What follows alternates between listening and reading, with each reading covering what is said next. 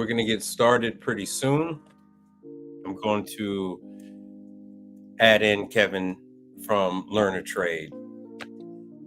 So hang in there and we'll get everything ready for you.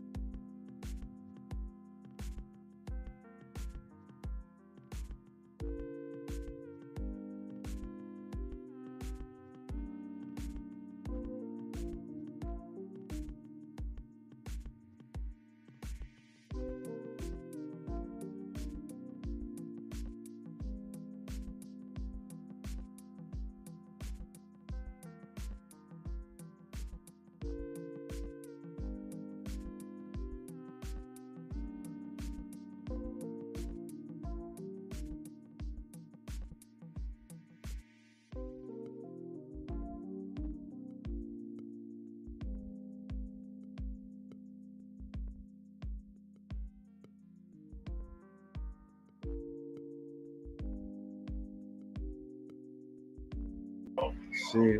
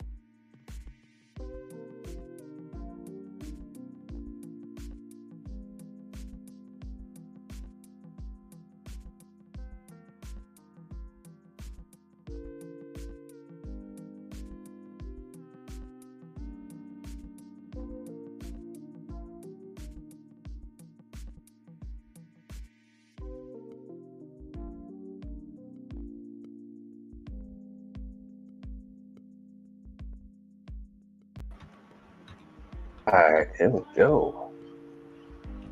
Can you hear me, Mike? Oh, yeah, I hear you. Oh, good. How's it sound? You sound good. Sound is good. Sound is good. Okay.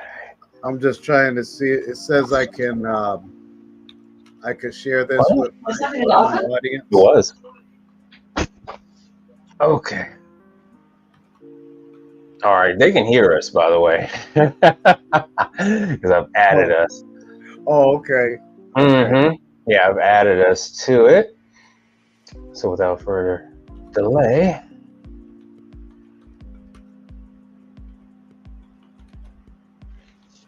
still haven't seen my Instagram notification. I'm trying to get this. Oh, I was trying to get this thing going. Let's see here. Take all this off, and there we are. Oh, okay. Here we go. Yeah, so if you want to show, all right, everybody, hold on 1 second. I'm going to, yeah, so if you wanted to add something, you can share it, and then I can put that up on the screen. Okay. What we got? Oh, we got Higgins Appliance Repair. Greetings. Thanks for joining us today. Yes, sir. That's awesome. All right, let me get going here. Let me get started. I mean, people are coming. They're dropping in, right? They are coming. Let me see here what I can do about this background. No. This will be fun. Yeah. Oh, Yeah. well, we got about 4 people. I don't see any notification on my Instagram. Nothing. Nothing. Let me check. I'm checking over on mine. Nothing yet. I do get a Nothing. lot of your Notifications. notifications. Yeah, I've been spamming a little bit on the Instagram, hitting them Oh, up with that's cool. That's cool. hitting them up. Nothing wrong with that, brother. Yeah. Yeah, So I don't trying to see show. I don't see anything on Instagram, but In fact, I brought this home oh nice. from Oh nice today. controller. Did you see it? Did you see the I one see from today? I, And I I was caught, I just caught talking that. about Corel. I was just talking about Corel, and then Yeah. out of the blue, Is that a one two, of these. is What's that that? is that a 208 by any No. two? This is 120 volt. Oh, 120 volt. Okay. I Yeah. should say, yeah, there it is. All right. Yeah. Yeah, I it says see it. 119 Gotcha. volt. Yeah. Yeah. Cool. All right, let me see. Let me see if I can make us there. I guess I should add a little something. Did you? Are you able to share anything? I am Let me try notorious. it right. Let me Okay, try. I am so bad with adding. Well, just shutting off my computer. Right. Right. I am so bad with that. So finally, the laptop today said, Not "It said doing no. We're it. gonna have to do something today. We're gonna do something today, buddy." Yeah, it's coming together. Yeah.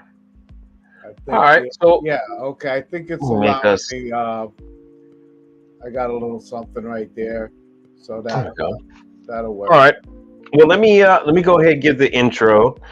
and I'll probably have to reiterate. I'll probably have to do it again during the broadcast.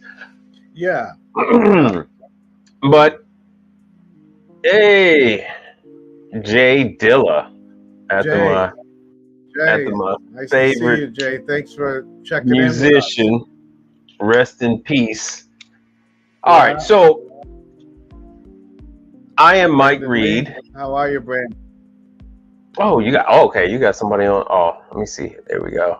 I am Mike Reed, and this is Mr. Kevin with his channel, Learn to Trade. Hey, do you have anything you want to put up about your channel? A link to your training that you have for people that are Sure. new to the business? Sure. I could put that in one of the banners or something. Yeah, sure. Is that all right? Mi casa is su casa. So this is Kevin with Or Learn a Trade, and he is a commercial technician that handles a lot of the clients that I'm not strong with. He is extremely well versed in that side of the business. So I'm going to hand things over to Mr. Kevin and let him introduce himself, shall we say. all right. All right. Thank you, Mike, and I appreciate the introduction. And I'd like to say welcome everybody to Conversation Between Techs. And like Mike said, I've been in the business since 1997, and I also started out in the commercial field. I'm sorry, the residential field, and then eventually moved on into a commercial field. But for today, I kind of wanted to talk about, going into the commercial field, and when I got into the commercial field, what particular things that we're actually working with. A lot of people don't realize, Mike, like, on that commercial side, we're pulling in contracts with companies like 7-Eleven, Cumberland Farms, Bun Manufacturing, For Real, manufacturing, just to name a few. Hoshizaki, Isomatic. Um, we're touching on all of these different manufacturers, different brands, and I just kind of want to give you guys an idea of the scope of it and the scope of opportunities that are out there. And you don't necessarily have to be fully trained, but nowadays, they do a lot of on the job training, and Yes. And that's, in my opinion, that's kind of surpassing the manufacturer training, which is very, very valuable. And it used to be like a mandatory thing where if you worked with a company for so long, were required to attend manufacturer's training. Now it's not so, in demand. They still have it available, but they utilize the senior techs to train the newer personnel. So that's kind of, I won't say it totally fell to the wayside, because it's still out there, the manufacturer's training. And that's one thing that, Mike's really on top of, is the manufacturer's training that comes up and stuff like that. So that's why I wanted a lot of my subscribers to check in with us today, and to pop up with any questions you may have on that too. But just to continue, with the commercial field, with what I do, I'm still out in the field and I'm performing service. I work for a company. I'm not going to mention their name, but I work for a company that has been in the business for over 50 years. And they started off with Coke, and then they grew into a service company that is doing lots of volume with service contracts with corporate franchises, like your 7-Elevens, like your Circle K's, or your Speedways, stuff like that, your Cumberland Farms, and then also on the manufacturing side. So just to give you an idea on it, in a few, I think we have some questions that might be coming up, but in a few, I would just go through like a standard day of going through and working with a company, and what a standard day might look like for you. Yes. But first, let's address Brandon Lee. Okay. I don't know if you can see it, but it says that he used to do 7-Eleven and Circle K, and then he found your channel, Learn a Trade, and he said it helps him a lot with troubleshooting this equipment. And he's saying that you are a big help to him. Oh, that's and awesome. Others. Awesome. Thank you, Brandon, for that comment. I mean, I really appreciate it, as well as for everybody that does this.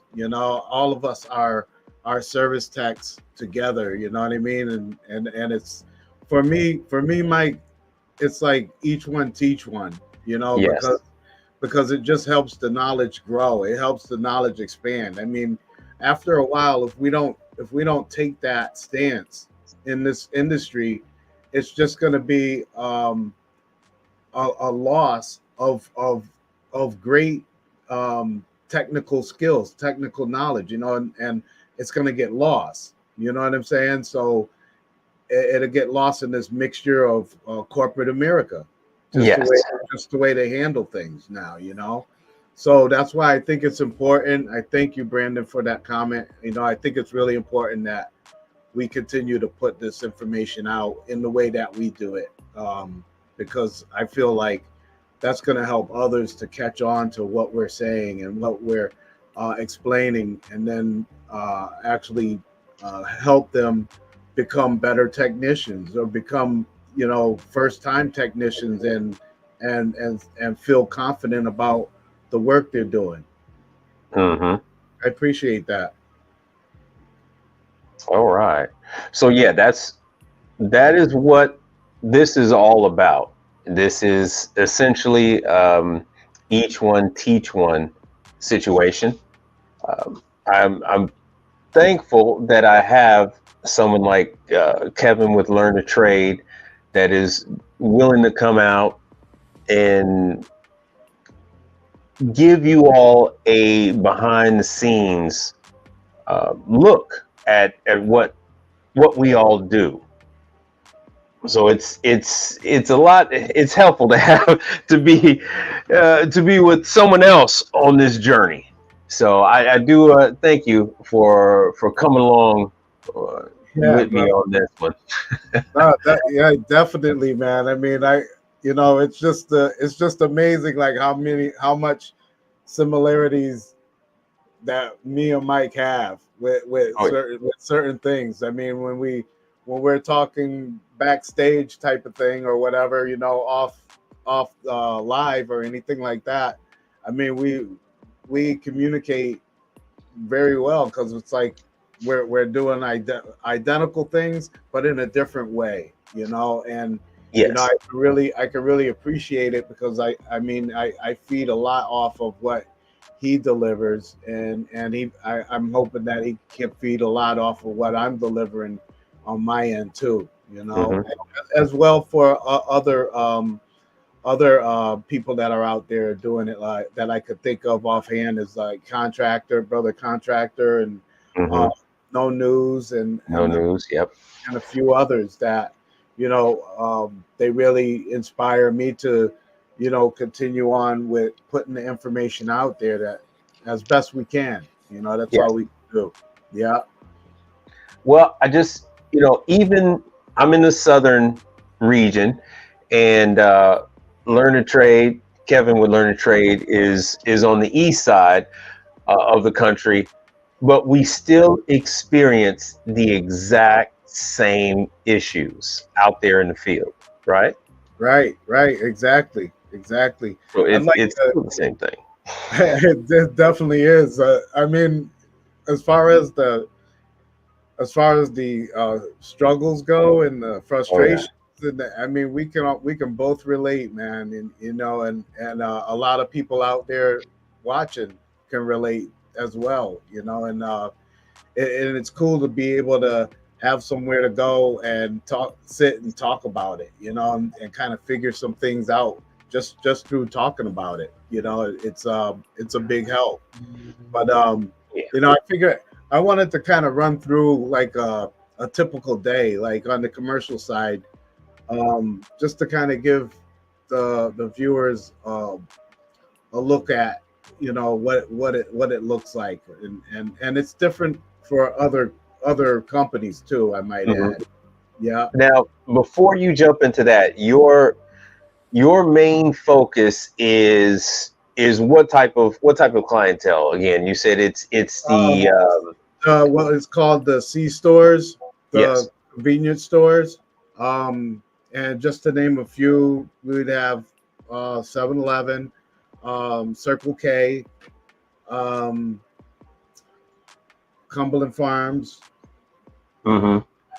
so And Speedway, which is now 7-Eleven because 7-Eleven bought out Speedway. mhm. Um, so this is at the level of like corporate, on the corporate side, where you have stores like 7-Eleven that they have corporate stores, and they have franchisees that own stores. So our company focuses on the franchisees own stores for 7-Eleven, say, okay. Let's get here. So you can kind of see how it works, like but at the same time we still can service 7-Eleven corporate stores as well. Mm. uh, even though it's a whole different game of politics between the franchisee and the corporate. Now, quick question with that, the billing is different with that. Is that right? Okay. Yeah, So, yeah. And now it's kind of getting more consolidated because of the way 7-Eleven has made changes Mm. in their service structure. It used to be more of a separate thing between the corporate and the franchisee, but Okay. now but now they've consolidated their service with the Speedway technicians that they acquired from the deal from the Speedway buyout. Hmm. So they were able to utilize those technicians as in-house technicians. Okay. So now the way it works is when in a typical day, if 20 calls come in and they're all 7-Eleven calls, regardless if they're corporate or Mhm. franchisee, just say it's 20 calls, and Okay. if those 20 calls come through, we have to accept them or deny them. Okay, depending on what it's for. It could be for anything: ice maker, roller grill, uh, um, FBD machine, or a soda machine. It could be anything as far as the equipment goes. But Now, once we real quick. accept that call, Okay. yeah, But you don't only service these quick convenience stores. Your clientele and also includes, like we talked about, what, even movie theater chains, right? oh yeah, we have a solid contract with movie theater. I don't know if you have them like in the South or anything, but they're called showcase theaters. They're all over like on the Northeast. Okay. Um, they're kind of like the AMC theaters, And let me try and to pull it up. Let me see. and we you know we have a solid contract with the showcase theaters, which is a big market. I mean, it's a really big market as far as service tech work. Let me see what we got over here. Hey, you have to see. Yeah, I have Oh one yeah, right here. Yeah. yeah, So, and this is something people don't understand, is that they yeah, are, some of these places are under different umbrellas. yeah. Yep, they're on. Yeah, some of them are under different umbrellas. Some of them are just a large part of a large conglomerate. And Hmm. but the thing is in our area, we only service like the Massachusetts, Rhode Okay. Island areas for showcase locations. So we basically cover all of their Massachusetts locations Hmm. and their Rhode Island locations. We Okay. we No, so under the showcase name, they are not here. I'm using their Oh site. yeah, yeah. They stretch all the way out to Ohio, but they're not here. Not, I don't know what oh, other name they're using. right. But all right, so I'll let you go ahead and take it away from there and Yeah, explain to the good people, yeah. what your typical day looks like. Okay. Yeah. So like basically for a typical day as a technician now, let me just step back to let you know that we've lost so many technicians um, to retirement in the last 2 to 3 years that it's just amazing to me that we lost so many, because just for with my company, the company I work for, we had 14 technicians. Now we're down to 5 technicians, and our territory, we cover Massachusetts, Rhode Island, Maine, New Hampshire, Vermont, and Connecticut. So that's a large territory, and we used to cover that with the 14 techs, but now you have to really maneuver things to be able to cover with 5 technicians. So this is why I always stress like the amount of opportunity that's out there, because in a typical day, having 5 technicians, I can I will probably drive 300 to 400 miles Ooh, in that day, just depending on wherever the calls are. If I wow. if, Yeah, I usually start my day at 6 a.m. and I'm usually on my first job site by 7:30. It depends on the distance. Now So okay, mhm, let me ask you a quick. This is a billing question. mhm, So I the companies I am familiar with in Chicago and in Texas, um, they are every moment of a technician's day is billed to a client. How does mhm. billing go on your side?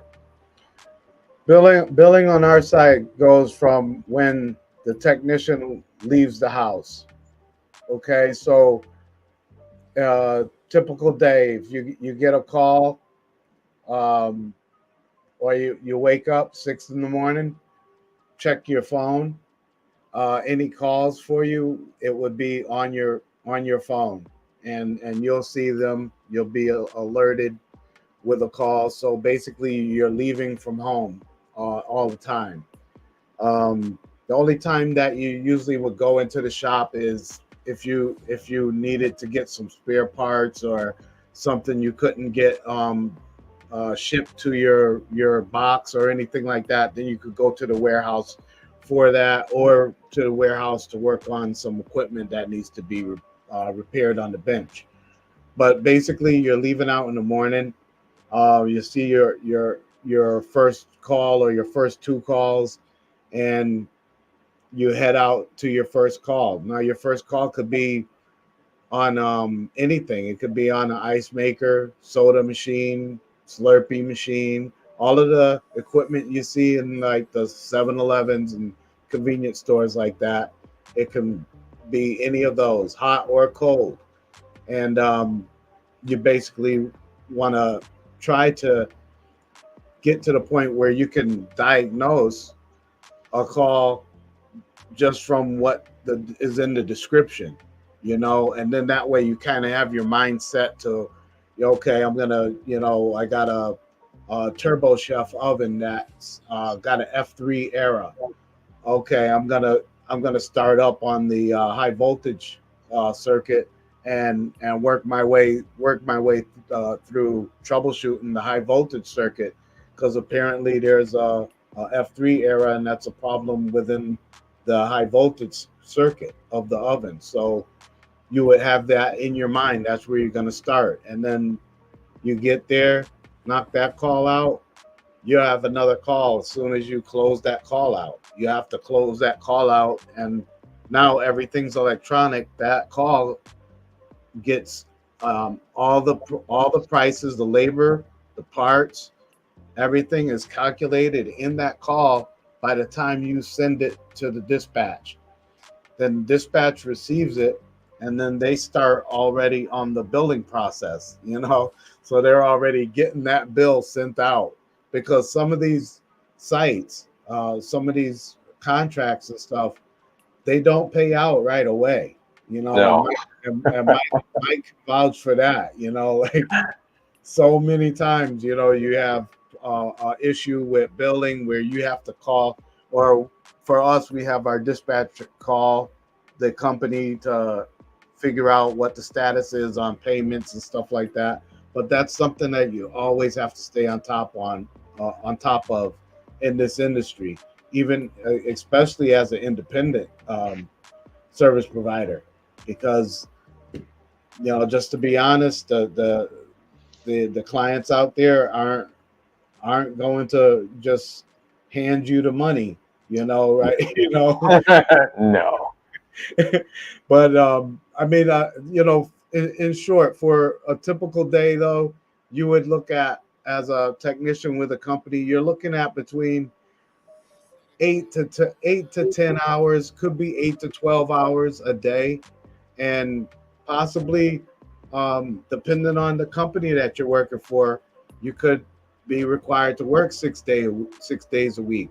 You Oh yeah. know, but you're getting that overtime, You're getting the in most cases now you're getting the company vehicle.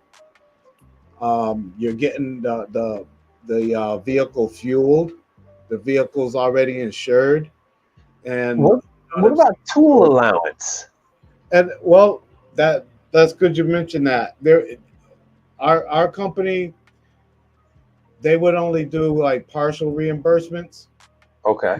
for certain things, or say like if it was something where you purchased the evac pump, something like that, they would reimburse you for that, but they would kind of make it a partial reimbursement. Um, just due to the fact that over the years we learned that a lot of people would do that and get reimbursed, and then they would leave the company after they Hmm. got so many tools. I mean, it's just part of the thing that happens in this business. I mean, you see a lot of people rotate through. Did you did you I'm here lose me with you. No, no, here? I'm here with you. Okay. I'm here with you. No, that Yeah. was I just got a notification. Oh, So, all right, because actually that is a concern that was brought up on Monday's stream. Uh, questions as in regards to tools and whatnot. yes. So I don't want people to see that as a hindrance where you don't have all your tools or you don't have the expensive tools. Hmm. Um, what would be the bare minimum that you would need for someone to have it? Let's just say they were coming along and you're doing OJT or you're doing let's just Right. say it's advanced past a ride along Right. to like the first week of OJT. What are you expecting that new hire to have on them? Oh, okay. Um, yeah, going through it, I definitely, tell them to, you know, purchase purchase new tools first thing, but not necessarily go overboard as far as price wise. Like Right. try to stay within their budget, whatever they can afford, but to get some fairly new tools and a screwdriver set. I prefer the what they call them, the 5-in-1s or the 8-in-1 type Yeah. screwdrivers.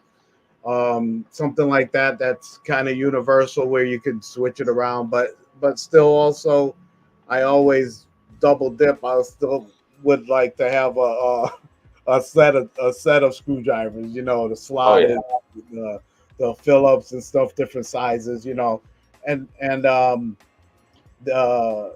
the channel locks. A pair of channel locks would be important. Wire strippers, cutters. Hmm. Would be important. Like, yeah, like those full sets that Home Depot and Lowe's are trying to put out right Yeah. now. Yeah. That is unusual because normally that's a Christmas The sale. Christmas thing, yeah, but Hmm. I think they're trying to get a push on early because like Their like what numbers are we're bad. showing up on the screen now, like sets like that, like screwdriver Hmm. sets, the Oh, Tractor Supply. That's not bad either. oh yeah, Tractor yeah, Supply is not bad. I don't know if you have any Tractor Supply. People don't realize it. Once you leave your metro area, once you go just a little bit outside of the city, it's pretty country out there. yeah. And people don't get that. Like, man, you go a little bit outside. I know you're not in New York, but you go outside New York, and it's pickup trucks and gun racks. Well, yeah, especially when you get up into like upstate, Upstate, yeah. New York. Oh, yeah. You don't have to go far from those skyscrapers in Yeah, that concrete jungle to find you know Plymouth what? Rock. You know what would be really important as a tool for a starter would be a meter, a decent meter. Yes. Now, what is your feeling on the type of meter? You know, I'm I'm really you know how we got our favorites. We all have our like Yeah. and for me it's Klein. hmm Um So uh, Klein has some inexpensive ones to start off with. Klein tries to cover every pocketbook. yeah, And like so Klein is no longer at Home Depot. Klein is at right. Lowe's. Low, And right. and you get Klein at Ace Hardware, right? You get Klein at Ace Hardware, I believe. I believe you could get Klein at Ace. I think you still can. So I don't know if you can see this one, but this is a meter. It doesn't have the amp clamp on it, but it has everything else. And this one comes with it comes with a voltage detector, and not only that, but it comes with the plug Oh yeah. detector. I'm saying the wrong name, so you can pick up No, if it's an open ground or open short or ground new. or short. Yeah, Yes. yeah. What do you But feel? How do you feel no, about this one? which It's one's 40 that? bucks. Oh, that Klein. I 600 like rated to that. 600 volts. And it comes with that. That's the accessory kit with it also. Yes, sir. I like that. I like that I for do 40 too. bucks. For Yeah. 40 bucks, I do. I like that. You get. I mean, come on. You can come up with 40 bucks. I mean, you Yeah. you gotta invest something if you're gonna go ahead and do And it. yeah, don't think that that you can't do it, just because of these things. I mean, hmm he just found right there. Look at this one here. It's a 7 function digital, 699. So This don't used to be free. like Klein is my preferred, but hmm if I had to and I'm just starting out, I will get what I could afford. Get what you can afford, and then eventually you'll be able to build up to see what it is that you prefer, Yeah. and that you can then Well, afford. well, real quick, my viewpoint on this little set right here, this kit, Mhm. this has all your safety in it. So Yeah, you have your pin contactor, so you can check and make sure there's voltage, because when you're just starting, you don't know what's live and what isn't. So that pin, and I no don't news use, is yeah, right there. yeah, I don't use them very much, How but you doing? No news. Good to hear from you. oh, no news is there. What's going on? What's going on? But it is good to have for safety reasons. It is good to have, especially just starting out. Okay, let me see here. Oh, I did miss a number of contacts, a number of oh yeah, no news. All right, so I'm gonna go from the beginning. So, what's going on? No news. Can you get a link to this brother too? Okay, yeah. Let me see here. Well, Yeah, right. no The news. Let me. Yeah, he has his stuff. I don't know if you could just send me an email, Mike P. Reed at Hotmail, and then I'll link you up with everybody. And Kevin, no news he was in the Navy, I believe, because you served in yeah, the Navy, right? I served in the army. I Oh, you served in the served in the army. Army. Okay, okay. Yeah, I think No News was in the army also, from what I heard. On the Oh, okay. last talk, Oh, uh, okay. on your blue collar talk, I caught some of that. That was a great interview you guys had, man.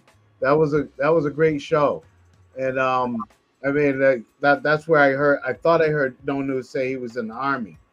Okay. Yeah. Ah, yeah, he's confirming he was in the Army. I'm sorry. I apologize. It's so many Navy guys. Yeah. Um, like so actually two former Navy guys that are in FryMaster, they recommend this Harbor Freight $7 meter for working on a FryMaster. They said, believe it or not, they stand behind this meter. They love it. It used to be free with any purchase. Really? Yeah, oh yeah. This meter, like you said, the 6-in-1, the 6-in-1 screwdriver used to be free, and then the light. You know how you had the little puck with a button Yeah. on it, and the whole thing would light up. Those Yeah. three things used to be free. Those Hmm. three things used to be free with purchase, and then it got to be you had to make a $20 purchase to get them free, and then it just slowly started creeping up. So now it's not even a free option, but it is $7. So Wow. you can do a little work. You can do work with this one. You can Absolutely. work with this. Absolutely, you can. You definitely can. So I don't want to just completely dump on that meter because Right. my master says yeah. They say hey, that's a good one. Right. Um, Right. No, yes, sir. that's it, and Yeah. that's definitely a necessity for your tools. Uh, Mm-hmm. if you're starting out as an independent, or if you're starting out with a company, another company, Yeah. so you definitely want to have that, your meters, and learn to use them, properly for safety reasons. Because I've noticed a number of injuries just from people working on the turbo shafts, Mike. Woo! You know what? You know, Some people.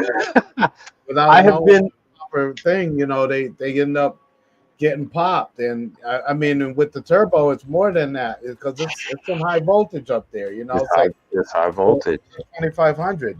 So these I. these guys, there's a lot of techs now, that newer techs, that are really intimidated by them, so Mhm. they won't really go through all of the troubleshooting steps that they have to, No.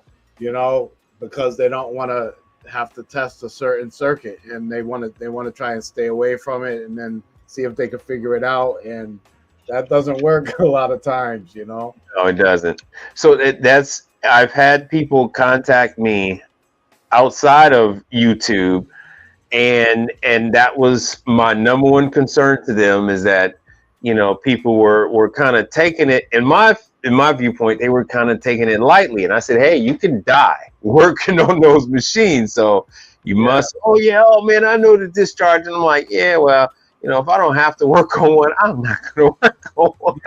yeah, yeah, yeah, I'm, yeah. I'm fully aware how to discharge the capacitors and all that stuff, but it's like, what for? Mhm. But That's the true. other thing is mentioning the respect for electricity. People don't have the working knowledge of electricity, and so they don't quite get it. I did a video today, and I'll go back. We're gonna go back with your interview, but Oh yeah, yeah. No. I had this Corel controller today. It was actually technically it was yesterday, but they overnighted the part. It was warranty. I came in and I replaced it. It was no questions asked. Mike, it's dead. Yep, it's dead. I got 120 volts going to the unit, and still no lights. No lights. Once I got this thing in the van. Once I took a look at it, I Hmm. see that this unit it's swollen on the Okay. top. Yeah. See where it Uh, says input yeah. 115 volts, right? Yeah. Um, that is, chances are, the electrician, because it was a new facility, it was a new restaurant, and the voltage wasn't quite right. Or Right. a lot of times the ampage would be a little too high, and it will fry components. Right. A few people have seen me work on things and they go, "Oh, that should be fine," and I'm like, "No, it's not. It Yeah. it really isn't fine. Yeah. If you're using your meter and you're seeing that you're getting higher voltage than what it should be, it is not okay." Um, Right. yeah, Right. commercial units are stripped down. They don't have all the added protection that Right. residential units carry, Uh-huh. and it fries it. So this was a brand new unit. Oh yeah, no news is saying simple safety rule: don't make 2 points of contact through your body. Yes, Right. electricity Right. needs a minimum 2 points to travel.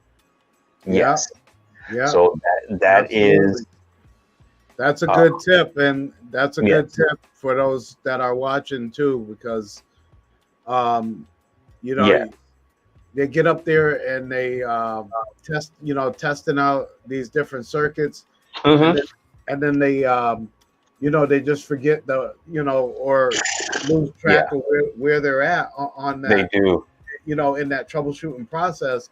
And then there you go, they're trying to make 2 points of contact across hot wires at that, and then they end up getting popped, or they end up blowing the Hmm. meter. There's so many times that I've seen them blow their meter because they were on the wrong, Yes. had their contacts in the wrong place, or weren't practicing safety correctly either. Hmm. uh, Right.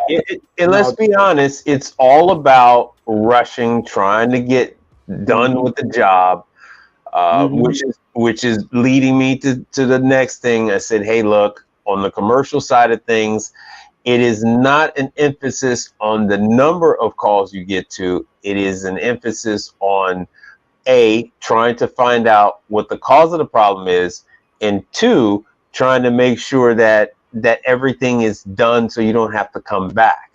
hmm hmm Those are the main things. It isn't about the speed of it all.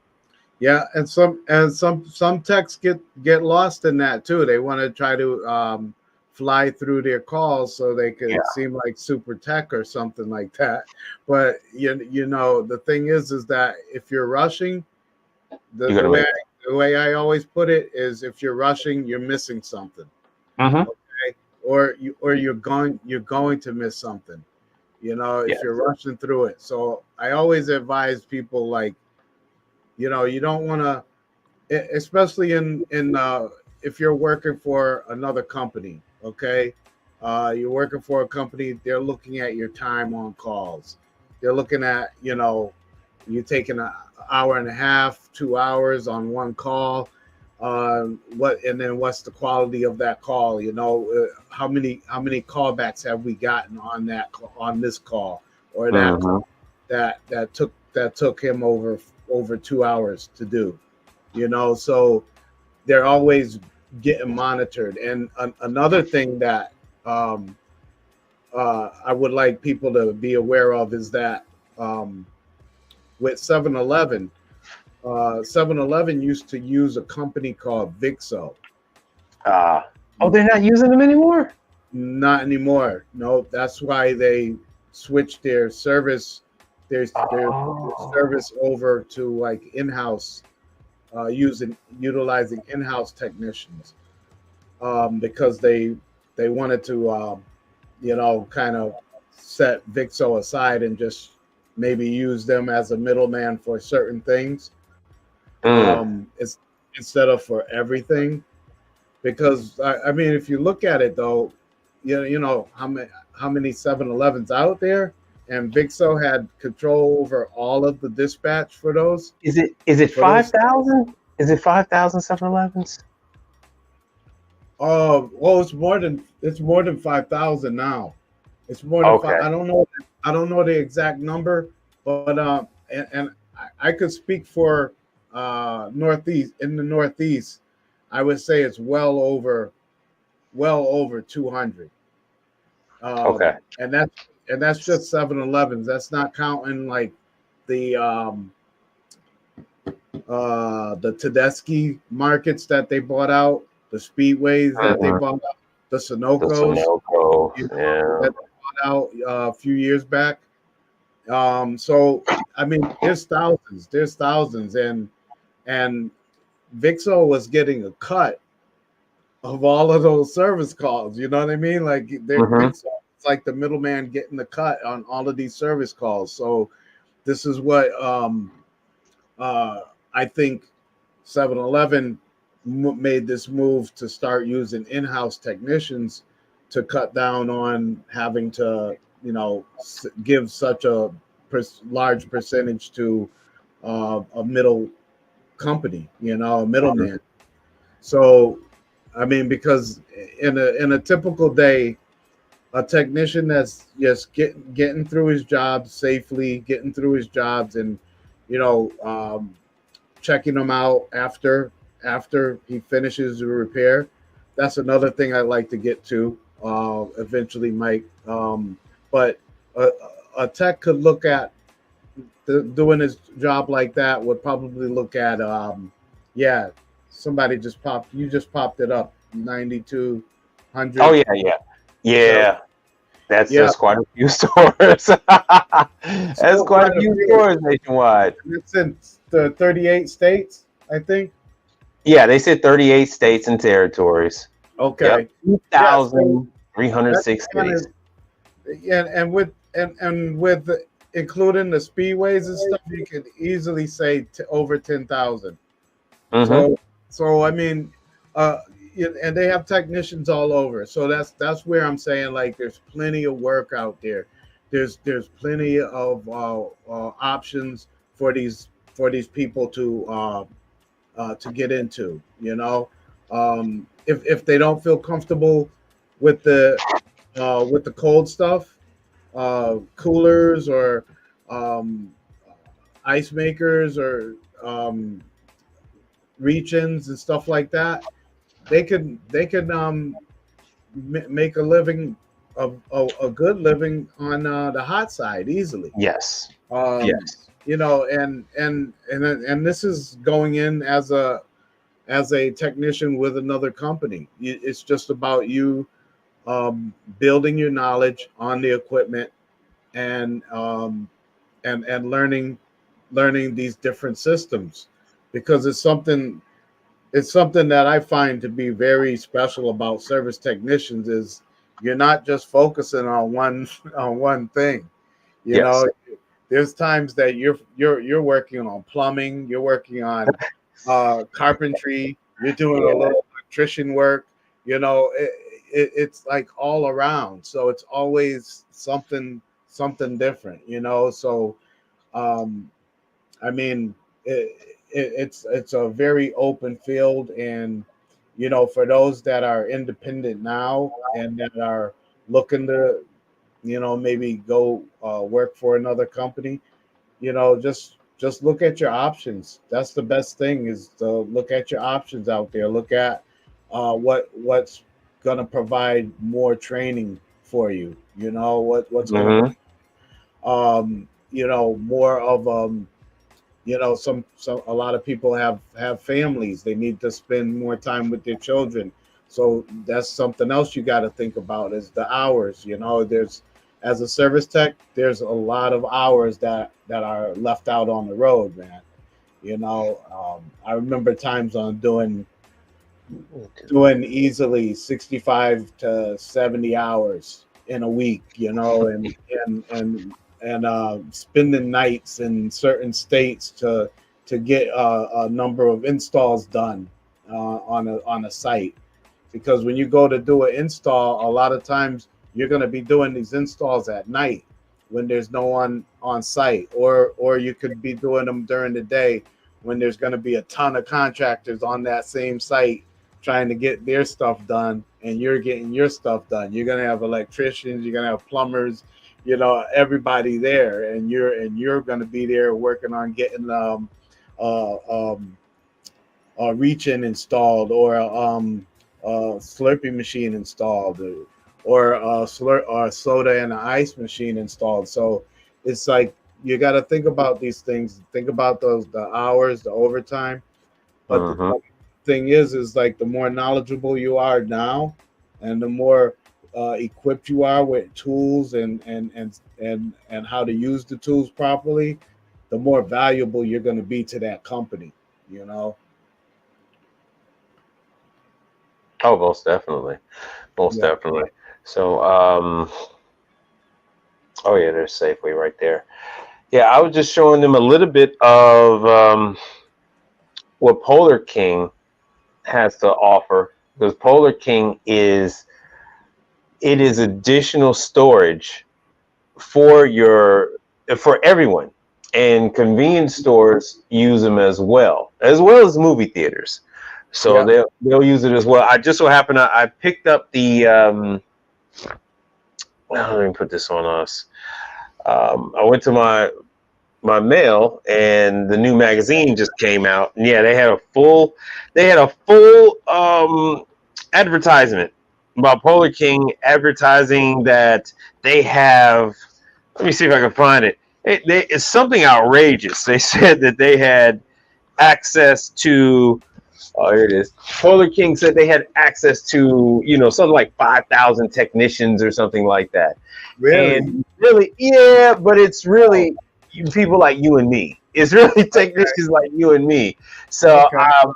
um, you Wow. know, they Polar King is supplying. Let's just say, just like you said earlier, when you're doing work, an install or something like that. While you're doing the install, let's say it was an evaporator for Mm-hmm. the walk-in for the beer.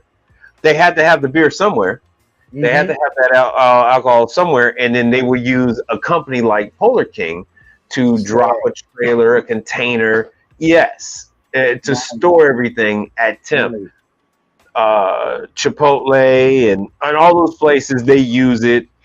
Yeah. Hospitals use them. So there are quite a bit of opportunities, and it's not it's not Yeah. limited. It's Not definitely limited. not limited.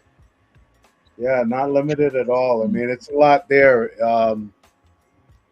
It's a lot there in all of it. In the whole operation, if you really look at it, it's really open for people to Oh yeah. make a good living and use their skills. You know what I mean? A lot of people out here are already working on Hmm. equipment, stuff like that. So I mean, this information that's being put out. It's like really to help those of you to improve your skills and improve your knowledge, because you're just going to be that much more valuable to your clients if you're independent, and to your company if you're working for another company. Hmm. And I mean, even in my situation, I'm working with a company, but I also take on my independent work. You know what I mean? I also take Oh yeah. on those independent jobs in, Well, in order to, still have that side of that independent side of things, whether it's residential or commercial.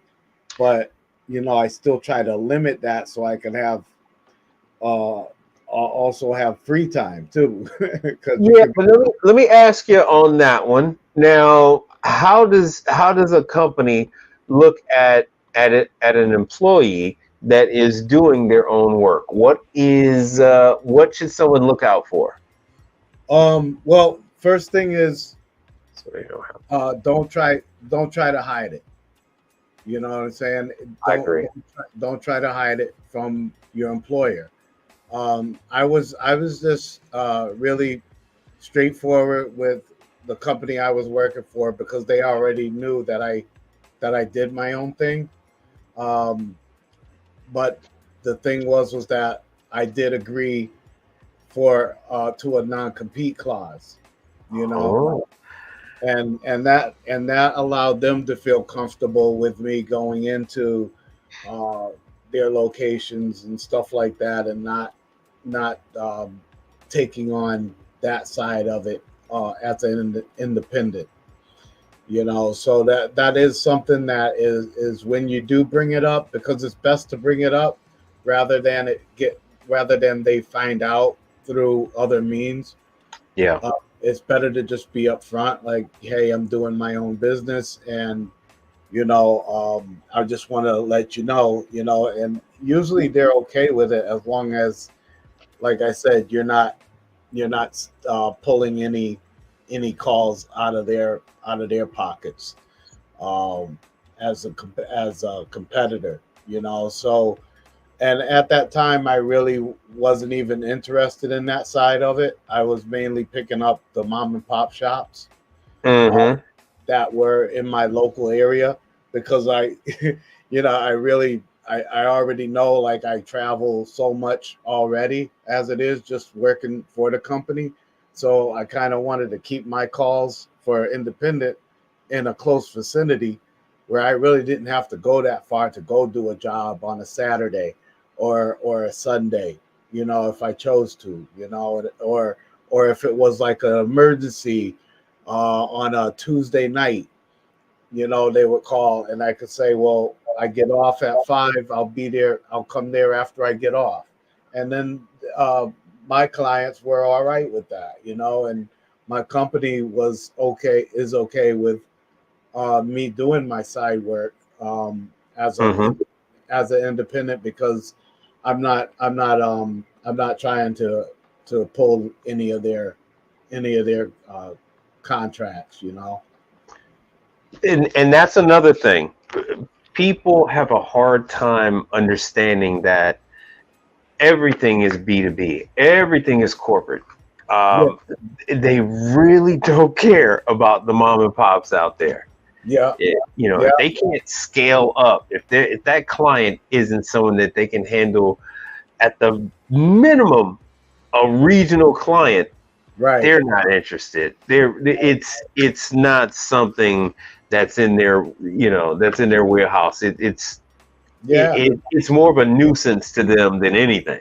yeah, because they will, and it will get dispatched to you like that too. If it's let me tell you, because if it's a one of these like you said, corporate stores, Mike. Yeah. If it's a store like that, and then they know they have like 1,500 of these doggone stores, they're gonna Uh-huh. they have to put it in. They have to put it then in priority system. Okay, they Yeah. call it so it's like P1 through P4. Okay, Oh wow. so that would be priority one. Okay, if you're now, this is if you're working with a company, and they're pulling these like corporate contracts with convenience stores.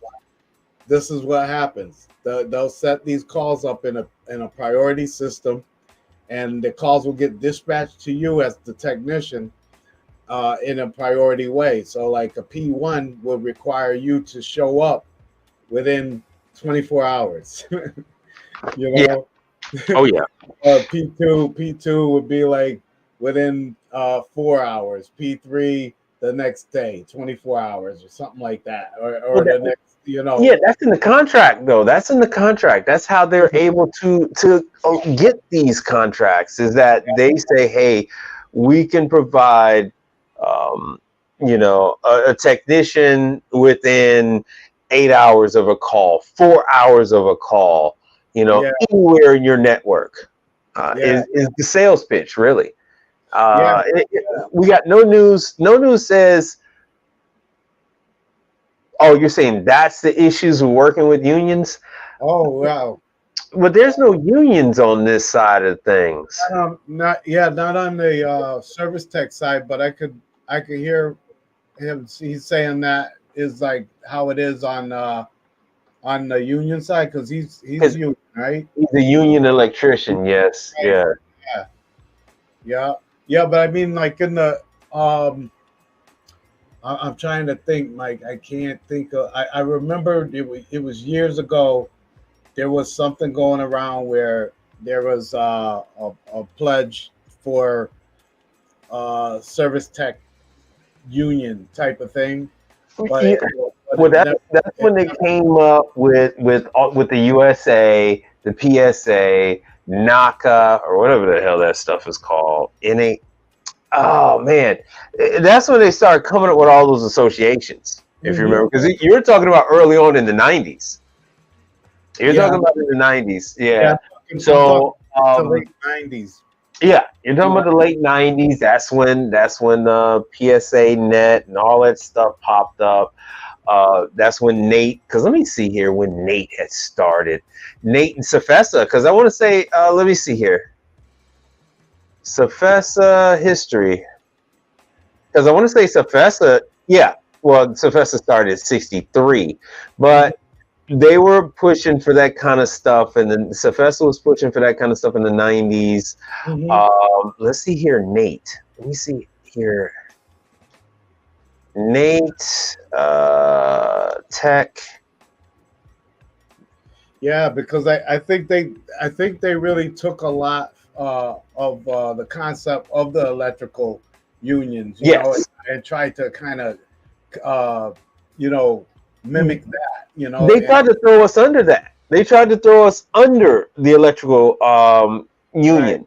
But the problem we had is you had all the people that did gas work, and back in the 90s, Yeah. the vast majority of the gas work, there was no electricity.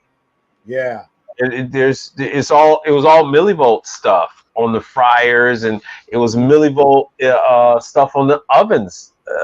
Ovens they didn't have convection ovens. They were all deck ovens and stuff like that back in the day. Mm-hmm. I can't remember when I first started seeing convection ovens. My first time was had to be early to mid 2000s. 2000s, yeah. So that's what people don't understand is like when they watch my videos and they see me like when I on Instagram when I did the Magic Chef, not Magic Chef, it's Magic Kitchen, the Magic Kitchen griddle. Mm-hmm. There's no electricity. I had to explain that to the staff that was working. They said, "Well, how does the thing work?" I said, "The electricity, develops a millivolt charge with the thermocouple, and that's what keeps the gas valve open. And it's the same thing. I had an oven that was red tagged, and that one had no electricity. So, it was all pilots and thermocouple.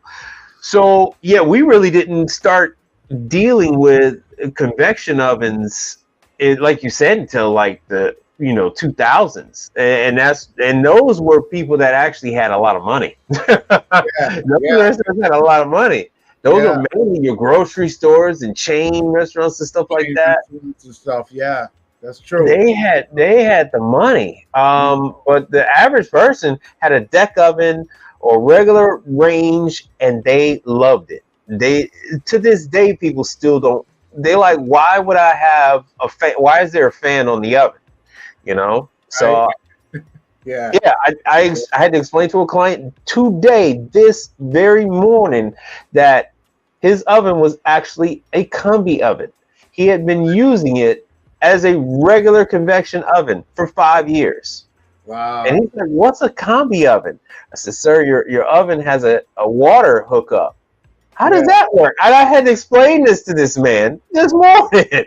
So so our stuff didn't used to have electricity, and so that's what put the kibosh on throwing us under the electricians, because I got in before there was the EPA certification, because I was in 92. Right, and so all of this stuff was coming about. It was a whole whirlwind of stuff. Looking back, you can see it. And then the washers were going from belt driven to coupler direct drive back then in the mid to late 90s. Yeah, because even on the Slurpee machines, it used to be belt drive Slurpee machines, and then they moved to the couplers with the rear motor, the rear gear motor in the back, and then they add a coupler to that to turn the beater bar. Yes. And, I mean, it's like, you can see, being in the game for so long, it's like you can see like the progression of everything, and like it's surprising to me now. It's like I'm like, damn, look at it, like how far everything went, Yeah. Well, that's why people don't understand where all of this negativity comes when people are thinking of what we do, is because it used to be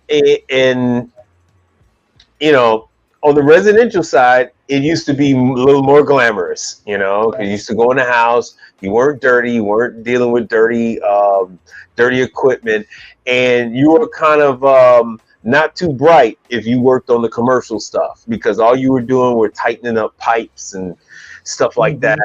Like you said, dealing with belts.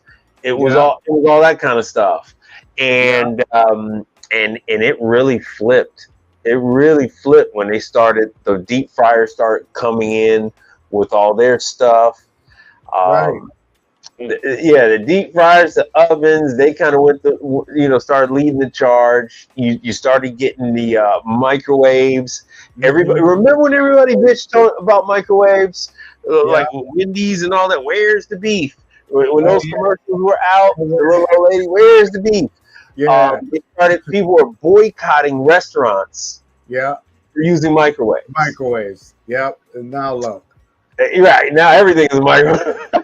I mean, that, look Everything got a now, microwave. you're cooking a pizza. You're cooking a whole pepperoni pizza in 2 minutes. A minute. Trivection. Yeah, yeah. Here, let me show them. Yeah. Yeah, Things change. Things change, and you got to move with it, or forget about it. I see that Stradat put up ACCA. yes. I had That's forgot about that. I've Yeah, heard about that. Yeah, have you heard about that before? yeah. I heard about it and I had forgot about it Yeah. because we're so solitary. So it's Mhm. like people ask me all the time, "Oh man, what is everybody else doing?" I say, "I don't talk to anybody else." The Yeah. hell, the only time you see somebody is when you go to the parts house. Yeah. That's it. Yeah. Um, so yeah, this Interesting. ACCA. Let me see if I can see the history of it.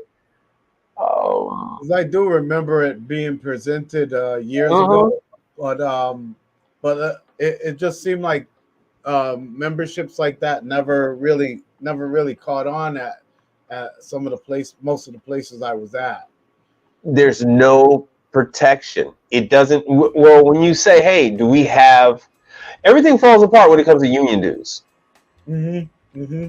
That's really where things fall apart. When you got to go ahead and start contributing to the organization, Yeah. everything goes to caca. Everything goes. It hits the fan. Then it Yeah. hits the fan.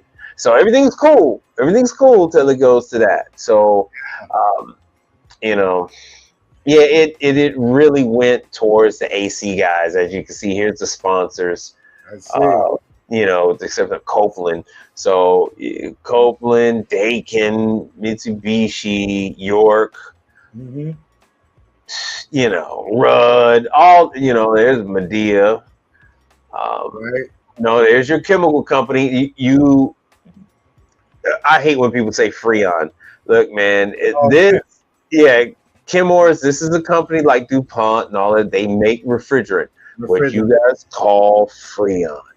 Uh-huh. Freon is a brand. Freon is oh man, it takes Freon. Well, what the hell are you saying? What do you mean it takes Freon? What is the refrigerant? Oh, you know what I'm saying? It's like God. Oh, like, oh Right. man. Yeah, oh man, I stick the nozzle in the gas tank. I stick the nozzle in the tank of the vehicle. Well, what does it take? Diesel? It take 87? It take 93? It take racing fuel? What the hell you mean it takes mobile? Oh man, Right. I put mobile fuel in there. Well, what the hell does that mean? Oh man, yeah, that one get man, that one always gets me, man. That one always gets me. I hear that.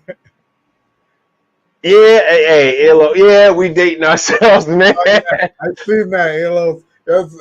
That is true though. But I was like, yeah, we are dating ourselves, huh? Well, that's So, how people don't understand. That's how it used to be, man. This was a very straightforward, simple business. You got married, or you would be like my situation. I was dating, and the woman in your life helps you with calling the customers, keeping track of your parts and stuff like that. mm, And that's just how it goes. You have kids, and your kids work for you, or your brother work for you, or your brother-in-law, and that's mm, how it used to be.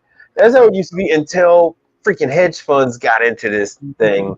yeah, Late '90s, the early talent. 2000s, and now it's on steroids. Now it's on Yeah, steroids. It's like Bitcoin or something. So now, no telling. I mean, I don't know on the perspective from your perspective, Mike, but what's from that? mine in the commercial field, on the commercial side with a company, Hmm. um, I just find it so lacking now. I find a lot of the work ethic lacking. I find a lot of the effort and communication lacking in from top to bottom, dude. That's the Well, only way I could put it, you know, I'm because gonna be called what we can't really say misogyn, you know, so I'm a misogynist. I'll be called a misogynist for this one, but it's the women. It's the women that got into the back rooms. So like I said, you had husband and wife working, and you had daughters that came up in this business. What those women from that grew up in the 80s and 90s, what they ended up doing, or after they went to college, they say, hey, Pop's business really makes a lot of money, and I think I can do something with this. And that's how you see all of these companies, these dispatch companies and all that, they're really women-owned, women-run companies. Yeah. You know, I mean, oh my God, the freaking emails that I get. Oh, did you call? Did you? I mean, I can hear the tone in the freaking email. Did you contact? Did you close out the claim? Did you go? Did you submit your claim? Oh, oh my God, I already got a wife. Are you sure this is the part number? Right. You know, oh my, yeah. Oh, but and you know what? In their defense, they do know the business. They are actually pre-diagnosing these calls. They know. I talk to them like I talk to you, and you know, we chop it up. And I go, hey, you know, your father was in the business or something like that, wasn't he? Yep, my father was in the business. There's a service company on the residential side called damn it, it's in Arizona. And what it was is the father retired, the daughter took over. She married a guy. It's pretty much what we all got to do when we have daughters. It's like you got to hire a guy, and you got to marry him off to your daughter. So, but she runs the company. Right. You would think that the husband runs the company, but the wife / daughter, she runs the company. She was there when it was Pop running in the van. Right. And this woman, she took the business, digitized it, hired technicians, you know, and hey, she you know, she got a whole staff of guys. She had contracts with German and Italian appliances on the residential side, and so this is throughout. So this is on the residential side and it's on the commercial side. And you'll see it with these companies. They'll say minority businesses, but it's not minority as in Black, Hispanic, Indian, Asian. It's minority as in it is a woman-owned, woman-run company. And it's not just some woman figurehead like, oh yeah, my wife is actually the owner. No, the wife actually is the daughter of a technician. She went to college and came back from college and said, hey, we're gonna put this thing on steroids. And there are a good number of them that are knowledgeable. Oh yeah. Business. I mean, and you know, the thing I have to say about that is that a lot of them are thorough. A lot of them are more thorough. Oh my God, they are annoyingly thorough. They are. We take a lot of things for granted. Men are like, yeah, I did that. Are you sure? Did you check the voltage? Did you put wires on? Did you put wires on? It's like, oh, yeah. I mean, even on. I mean, you're right on point, Mike, because my dispatcher is a female. She runs the business. Okay? Yeah. She runs that business. But the thing about her is that she was there from the very beginning. You know what I'm saying? She was there since she was 17. Yes, you know? And they observe, they know, and they know the business. So they're like, hey, I'm not gonna get out there and I'm not gonna do that. And you don't do that, and I'm gonna get the money. she's on top of it as far as billing goes. You know, Yes. she gets those calls out. You know, hey, you know, we took care of that job. We sent you the invoice on such and such a date. We need to get paid, and that's why I love that. I love that about the ones that are thorough. You know, because Mhm. a lot of them pay attention to detail a lot better than us. Oh yeah. You know, in some cases, you know what I mean? A lot of them pay attention to detail for sure, man. Dude, let me see if I could find this. You can go ahead and go ahead. People, if you have a question, Yeah, if please. there's something on your mind, this is the time. This right here, right now is the time for you to make your inquiries. So I'm going to try to. These women try to hide this so much, right? So let's see here. I'm trying to find it, but they're very obscure when it comes to it, as to who's doing what. And every now and then, see, Sky. See, they're saying a name, but there's no pronoun. You don't know Sky is a he or she. I mean, unless it's like a Keanu Reeves type of thing. Yes. Yeah, President Sky is typically going to be a woman. Wow. Yeah. There's no Office Sky this, Sky that. There's nothing there. Same family atmosphere. Sky, owner and president. Let me see if that picture, because usually that picture that was there is just a stock photo. So I believe this company is run by a woman. Yeah. Everybody that answers the phone is a woman. I tell you, I just want to let me tell you a little story though. That has you know, a lot to do with like what you're talking about right here with the between the women and the men. All right? Mm-hmm. I had a friend that we had a working relationship. His name was Al, and Al ran his business. You know, he started it working out of Burger King. Yeah. He was working with Burger Kings, and then and then he moved into commercial with the movie theaters, picking up the some of the Cumberland Farms contract work back then, and he built it up. He really did. But Al got to a point where he started losing contracts. He started losing business because of his personality. He didn't really click with people too well. You know what I mean? Yeah, like, most of us don't. For some reason, he would it would be like the clients as he talked to them, or when he went to collect or something like that. They all felt like he was talking at them, like he was talking at them. So a lot of them bailed out after their contract was up. So he started losing business, and Al always had this silver spoon type of mentality, you know, about him. You know, like everything was handed to him, and he would boast about it. You know, so it got to a point where, you know, he was married. His wife had a little bit of touch on what went on at the company and stuff, but not much at that time. But then Al eventually fell into like a depression or something like that because of business. And long story short, Al ended up committing suicide. Oh no! Yeah, so he committed suicide, but his wife stood in and took over the company, right? Mm-hmm.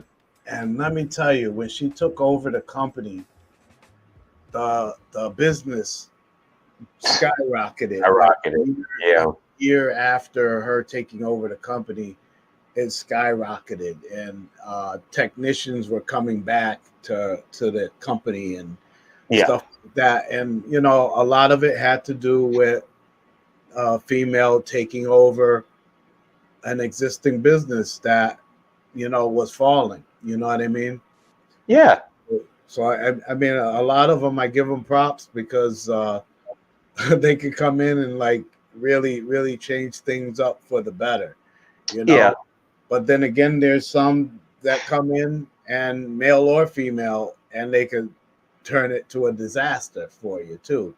hmm So here we go right here. So I just showed you three companies. All three are run by a woman.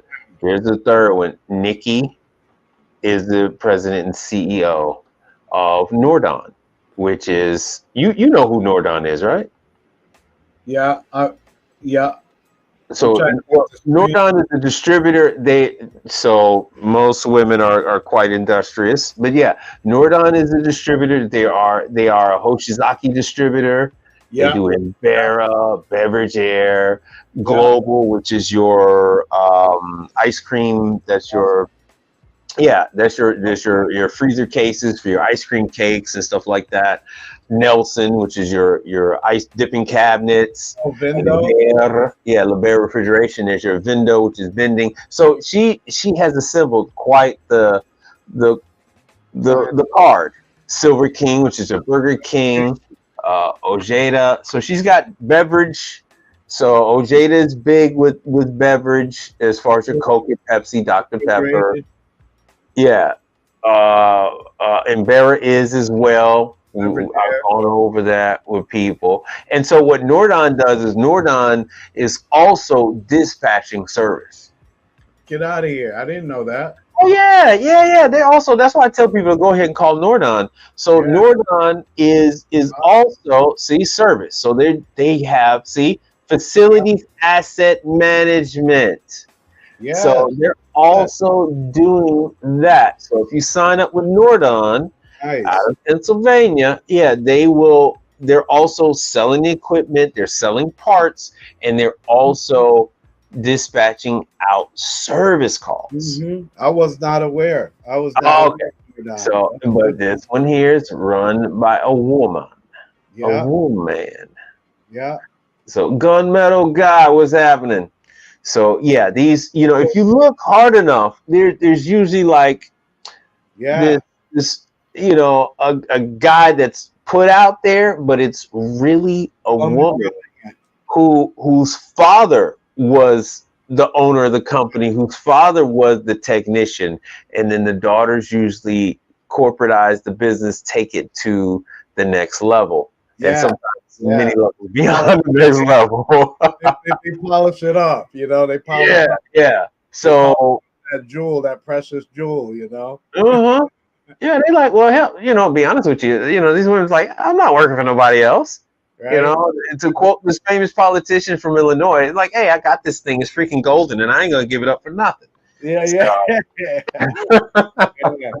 Hey, Mike, where do you stand on like just talking to the people? Like, I know some of my subscribers and followers, they're kind of in between, looking. They're trying to figure out the insurance side of things, for their business insurance. Oh, okay. I was wondering if you could kind of talk about that, like what, all right, what, like how to go about the levels that they need and stuff like that. It's actually quite simple for them at this level. Why? Because these people, just like you see on the screen, Nordon already has their requirement. So the requirement to run calls for Nordon is the same requirement that that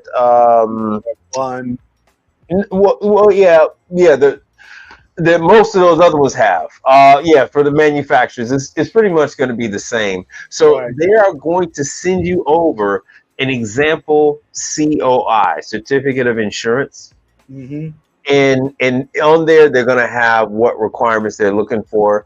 And you just send that on over to whatever insurance company is in your area, because the insurance companies, it's a federal thing. They're not all nationwide.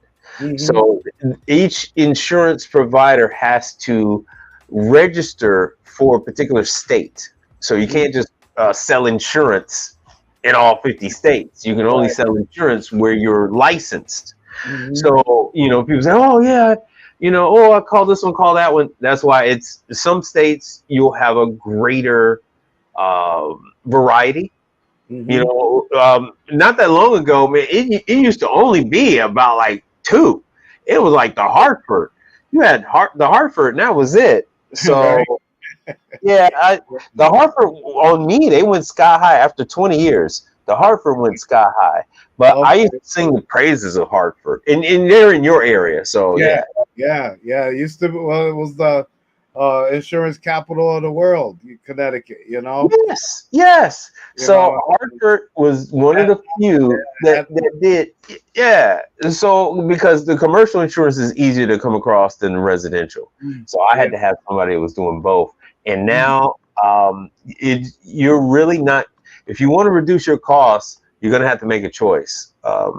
So if you just get insurance just for the commercial, and Mhm. it will be a lot cheaper than if you have it to cover residential and commercial. Residential and commercial. Yeah, Right, because you're not scratching any floors on commercial side. right, So right.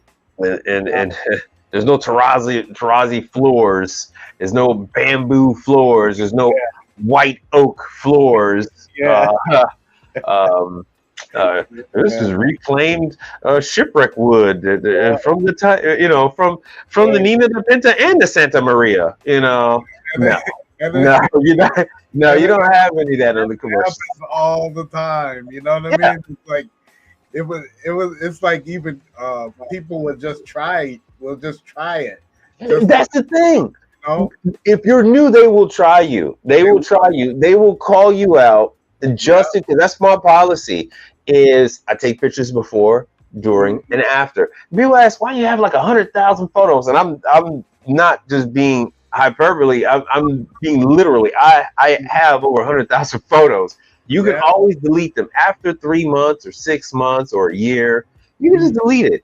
You can take your pictures. You can store them onto a cloud Yeah. drive of your choice, uh, uh, Gmail or Google Drive, Dropbox, any one of those cloud services. You can deposit those photos over there. When Yeah. someone says, "Oh no, he did this, he did that," oh no, there was water damage there before. I Yeah. brought it up to you just because 6 months have gone by. Don't think, nope. Yeah. You Yeah. can tell the difference between new water damage and old water damage. Water damage. Yeah. But they And will then, try you. They will try you. yeah, Oh, you knocked the designer doorknob off of our door and damaged it. mhm. You know what I mean? It was a $4,000 doorknob. You know, and Before, it's like during, and oh, and after. after. Always take your pictures, people. Yes. Always take your pictures. And it's a. I'm just hitting on a few points too that I was thinking of, Mike. I wanted to Oh, hit you sure. with just to see if you could kind of share some of the knowledge with the viewers and my subscribers too, because Mhm. I talk to them a lot about. I've even done a couple of videos on service contracts, and the importance Mhm. of providing service contracts for these that are independent, that are looking at going independent. How serious should they be looking at providing a service contract for their customers? Um, because of our skill level, it is more advantageous for us to offer a preventative maintenance contract. I always preach that. I do cradle to grave service. So I'm usually the one involved with doing the install because I'm authorized with the manufacturers. I'll do the startup forms. I do the whole nine. So I do the preventative maintenance because it provides stability.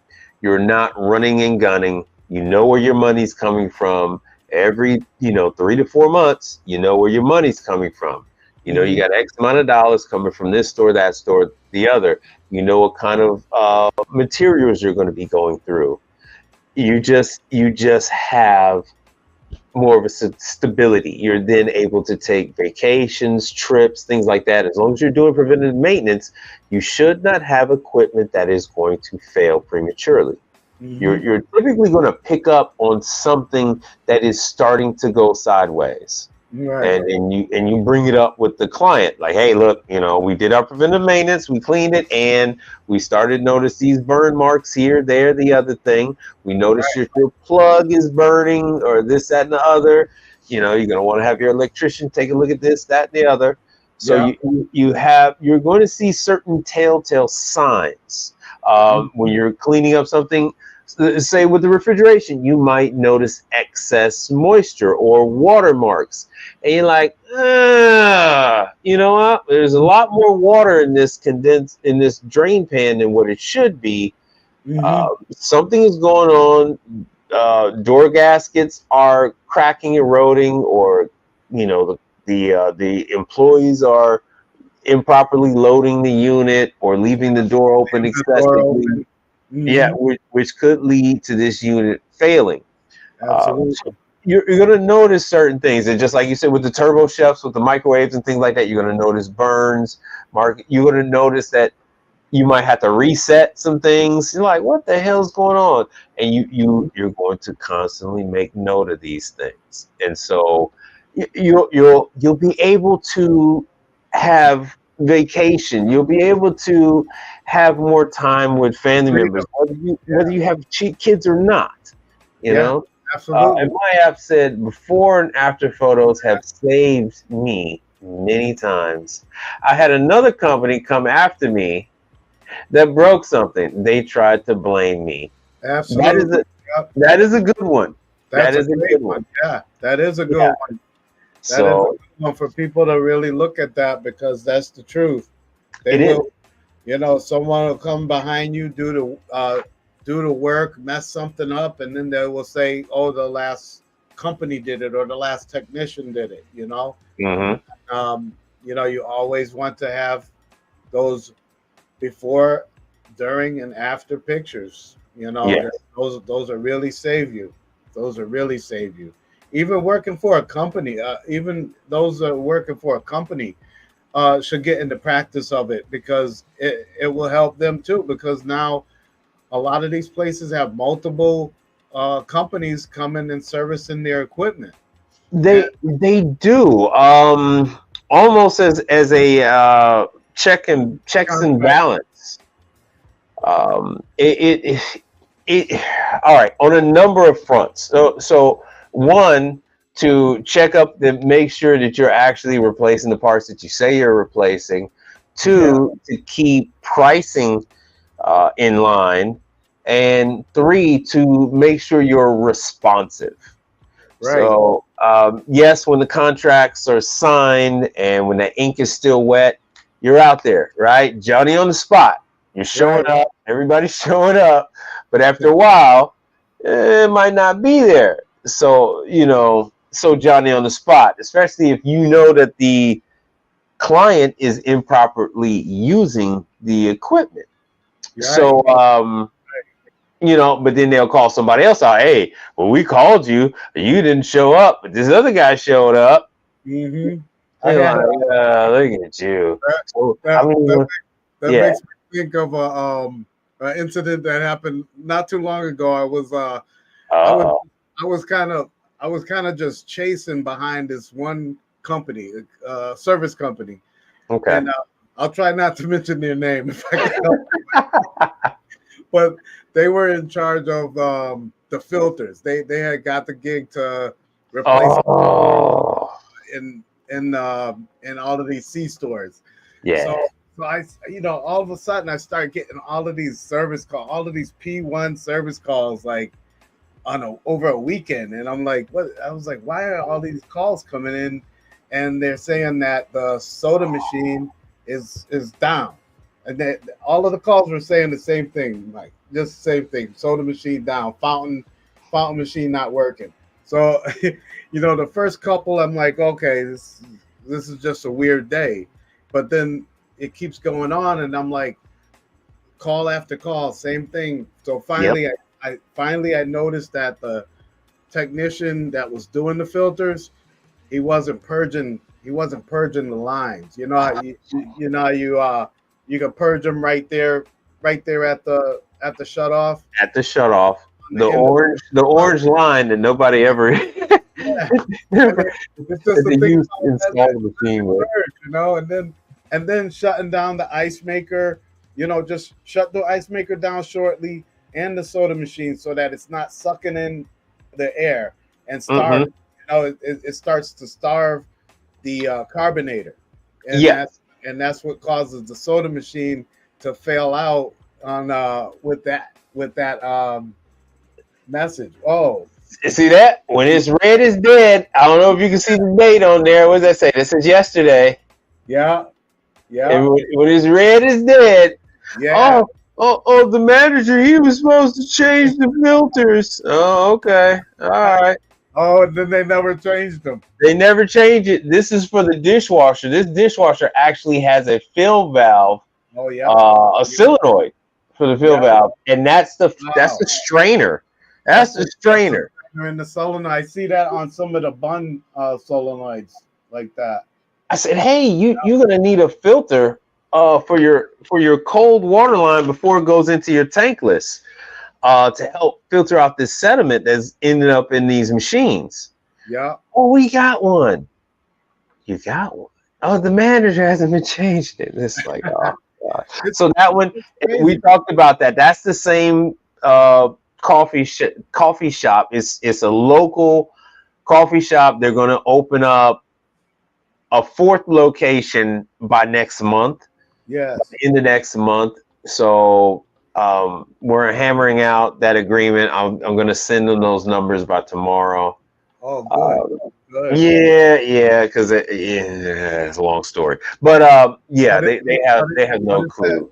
Do they? And they have how many other locations? They only have three. They only have three. I don't want to give away too much because it's going to kind of narrow down who it is. But right. The gentleman is sourcing direct. Shall we say? He's getting his Pablo Escobar on. Okay. He's doing his Tony Montana. And so he's bringing the stuff in direct and then selling to people uncut. So yeah. So so it's a whole thing. There's a lot of money involved, and sounds like a good opportunity, though. Yeah, but these type of things are really, somebody's related to someone political in that other country, and then so they're allowed to, because my wife is Jamaican, but I can't get beans from Jamaica. I cannot. They will not allow me to import Blue Moon coffee. Okay. Mm-hmm. Yeah, gotcha.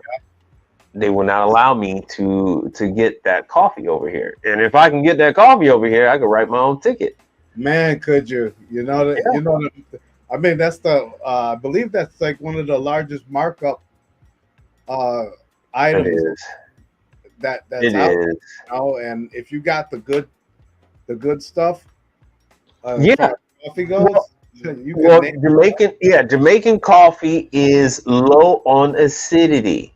Ladies and gentlemen, so it's more akin to chocolate milk. So it's Jamaican coffee. It is coffee from Hawaii, Jamaican, Hawaii, and then what's the other one? I think it's like a South American country that has low acidity in their beans once you roast them. Colombia? I don't think it's Colombia. It's another country. Okay. And because it's got a lot to do with the volcanic soil. So Jamaica is just a pimple on the earth. It's just it's the top. Jamaica is the top of a mountain that's sticking out of the Gulf of Mexico. And same thing Hawaii. Hawaii is just a mountain range. It's the very top of a volcano, which there are many active volcanoes in Hawaii right now. So it's something about the volcanic soil that gives you coffee beans that are low acidity. Mm-hmm. So those are actually blended in with Arabica beans from Middle East and all that kind of stuff. Just another a little tip. I don't know. It's probably common. People probably are aware of it, but I'm not sure because I really don't bring it up a lot. But when What's that? you mentioned the acidity of the coffee, and I know pH. when I went to the bun training, like years. I mean, this is years back. Uh-huh. One of the instructors showed me. He said always when you do your sample coffee, he said always use a pinch of salt and put it in the top of the coffee, just a pinch of salt, not a lot, and then let it brew. And he's like, it's gonna be the best tasting coffee that they ever had, and then at the same time, it's not going to hit them with the acidity of the coffee. So Yeah. they're gonna have that smooth taste without that acidy after Yes. thing, you know. That is the thing. Yeah, You're right. So all this third wave coffee jazz, they go into that. oh yeah, I have a thing against against coffee houses. They are by far one of the worst clients you can have, mm. just due to their pure arrogance, right? So oh, I know everything about it's strato and double latte, half calf, mochaccino, half mint, whatever, all that bull. And they're ridiculous. So they think they know everything about everything, and then when it comes to the dishwasher at the cafe, they don't know anything about it. When it comes to the refrigerator, they don't know anything about it, but they still have that arrogance to them. They have that flow about them, like and it's just a pain. It's a pain in the ass. I end up yelling at more coffee shop employees than a little bit.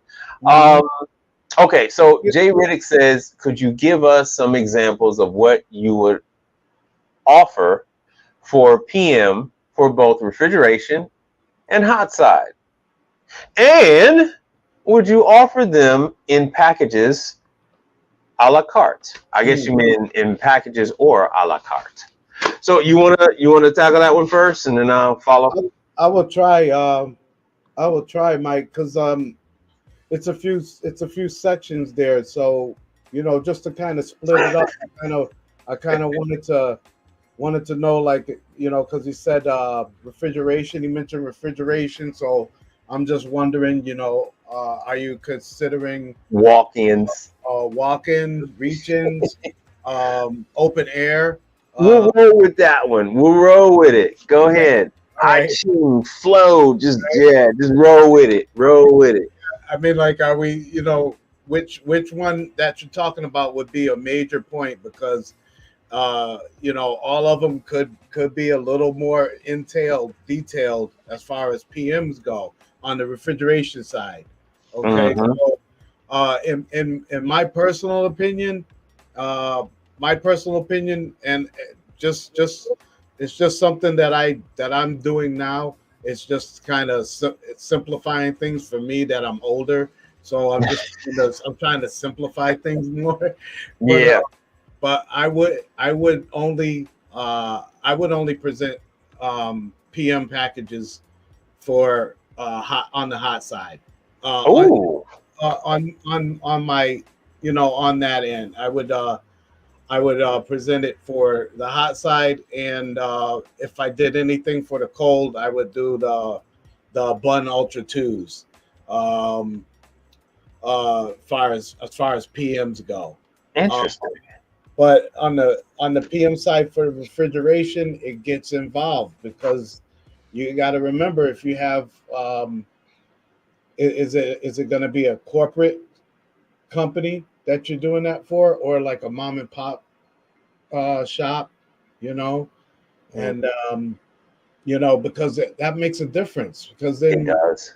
On the corporate side, I mean, even on the independent side, you're gonna have remote units. So are you gonna be willing to get up on those roofs in the winter time, clearing out those filters, replacing the contactor that went bad, replacing a fan motor that went bad, these are the things that you got to keep in mind. So I would say, in my opinion, I would present separate PM packages for each. I wouldn't combine them both in the same agreement. I would kind of separate them and do it like that. Especially if you plan on doing the refrigeration, kind of space it out so that it doesn't blend in with your hot stuff too, because sometimes with the refrigeration you might be on that for months on certain things, especially Oh yeah. especially if you take on walk-in. Oh God. I found Yeah. it's like could be a never-ending story with some of these walk-ins. It is a never-ending story. It always is. It always is. So, all right, and thank you, No News Podcast, for your kind words. Yes. Yeah. Well, let me see. All right, so Contractor. let me take let me take my crack at it. I'm kind of gonna do a two front attack on it as well. Okay. I'm going to start with the mom and pops, because your mom and pop is operating completely differently than your corporate. And when we say corporate, we mean regional. We mean nationwide. It's all one and the same. As long as they have structure, right, it's corporate. So with your mom and pop, I'm not doing any walk-in. So with the mom and pop, I'm gonna do quarterly, right? And I throw in the ice machine in my quarterly. I throw in the ice machine. I do the whole shebang. If they have more units, I adjust it. I adjust the numbers if they have more units. If they have fewer units, then they pay a higher rate. So on the refrigeration, that includes me cleaning the condensers. And with a lot of places now, I have that new Milwaukee snake hose thing. So it's very easy now for me to clean the drain lines. So I'm doing the condenser cleaning and drain line cleaning. It's a one-way cleaning though. It's only drawing through the drain line. I'm not blowing anything up into the unit. So I'm doing those two. That does not cover any repair. So if it needs door gaskets, all that falls under repair. So I'm doing the refrigeration. I'm doing a light cleaning on the ice machine. It's first time we'll spend more time than we normally would, but after the first time, it's going to be a light breakdown, cleaning all the parts. We don't burn the ice, not burning the ice, and that's going to be like once a year that we're gonna burn the ice. So we're going to run the solution through the machine. Of course, everything gets wiped down. All the parts that come off, they get cleaned, because after we do the first burn, after we acid wash that machine, everything else, once you're changing filters and all that kind of stuff, it should be a pretty rapid. Yeah, it should be pretty quick to do those. So we do the ice machines, and that's going to be the condenser is going to get cleaned on that one as well. So refrigeration, that is ice machines.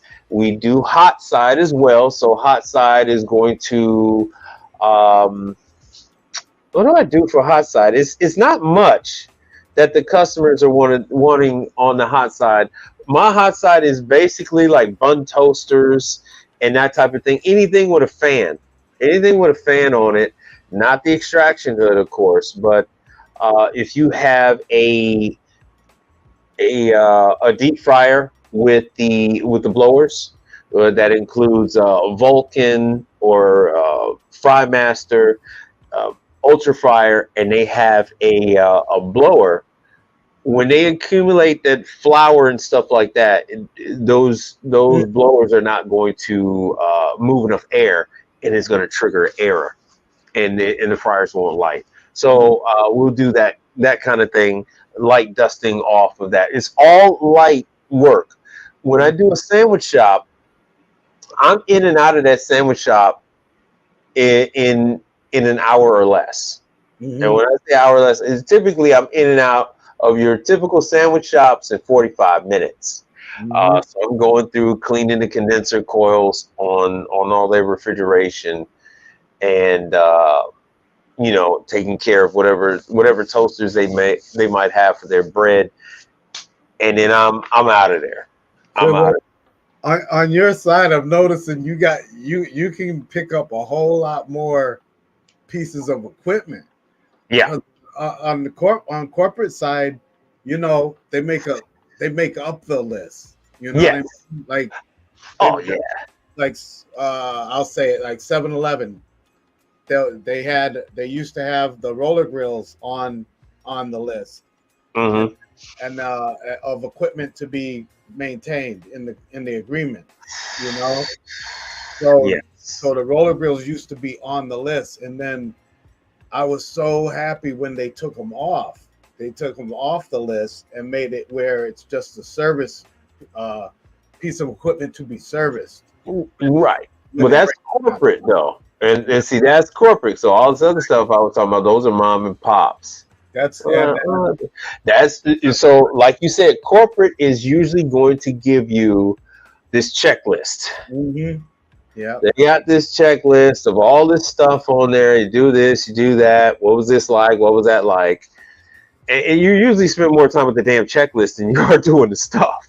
absolutely. Yeah, Um, yeah, and so on that, it's typically all right. When it comes to corporate, you're not cleaning the ice machine because that's not a PM. That's going to be that's like Learner Trade said. That's a complete and separate contract yeah. That's when it comes to cleaning the ice machine. When you're talking about corporate, that's a whole nother thing. That's going to be on a whole nother schedule. It's usually not thrown in there with the PM. Um, yeah, because a lot of times those ice makers are new Hoshizakis that are still under warranty. So yeah.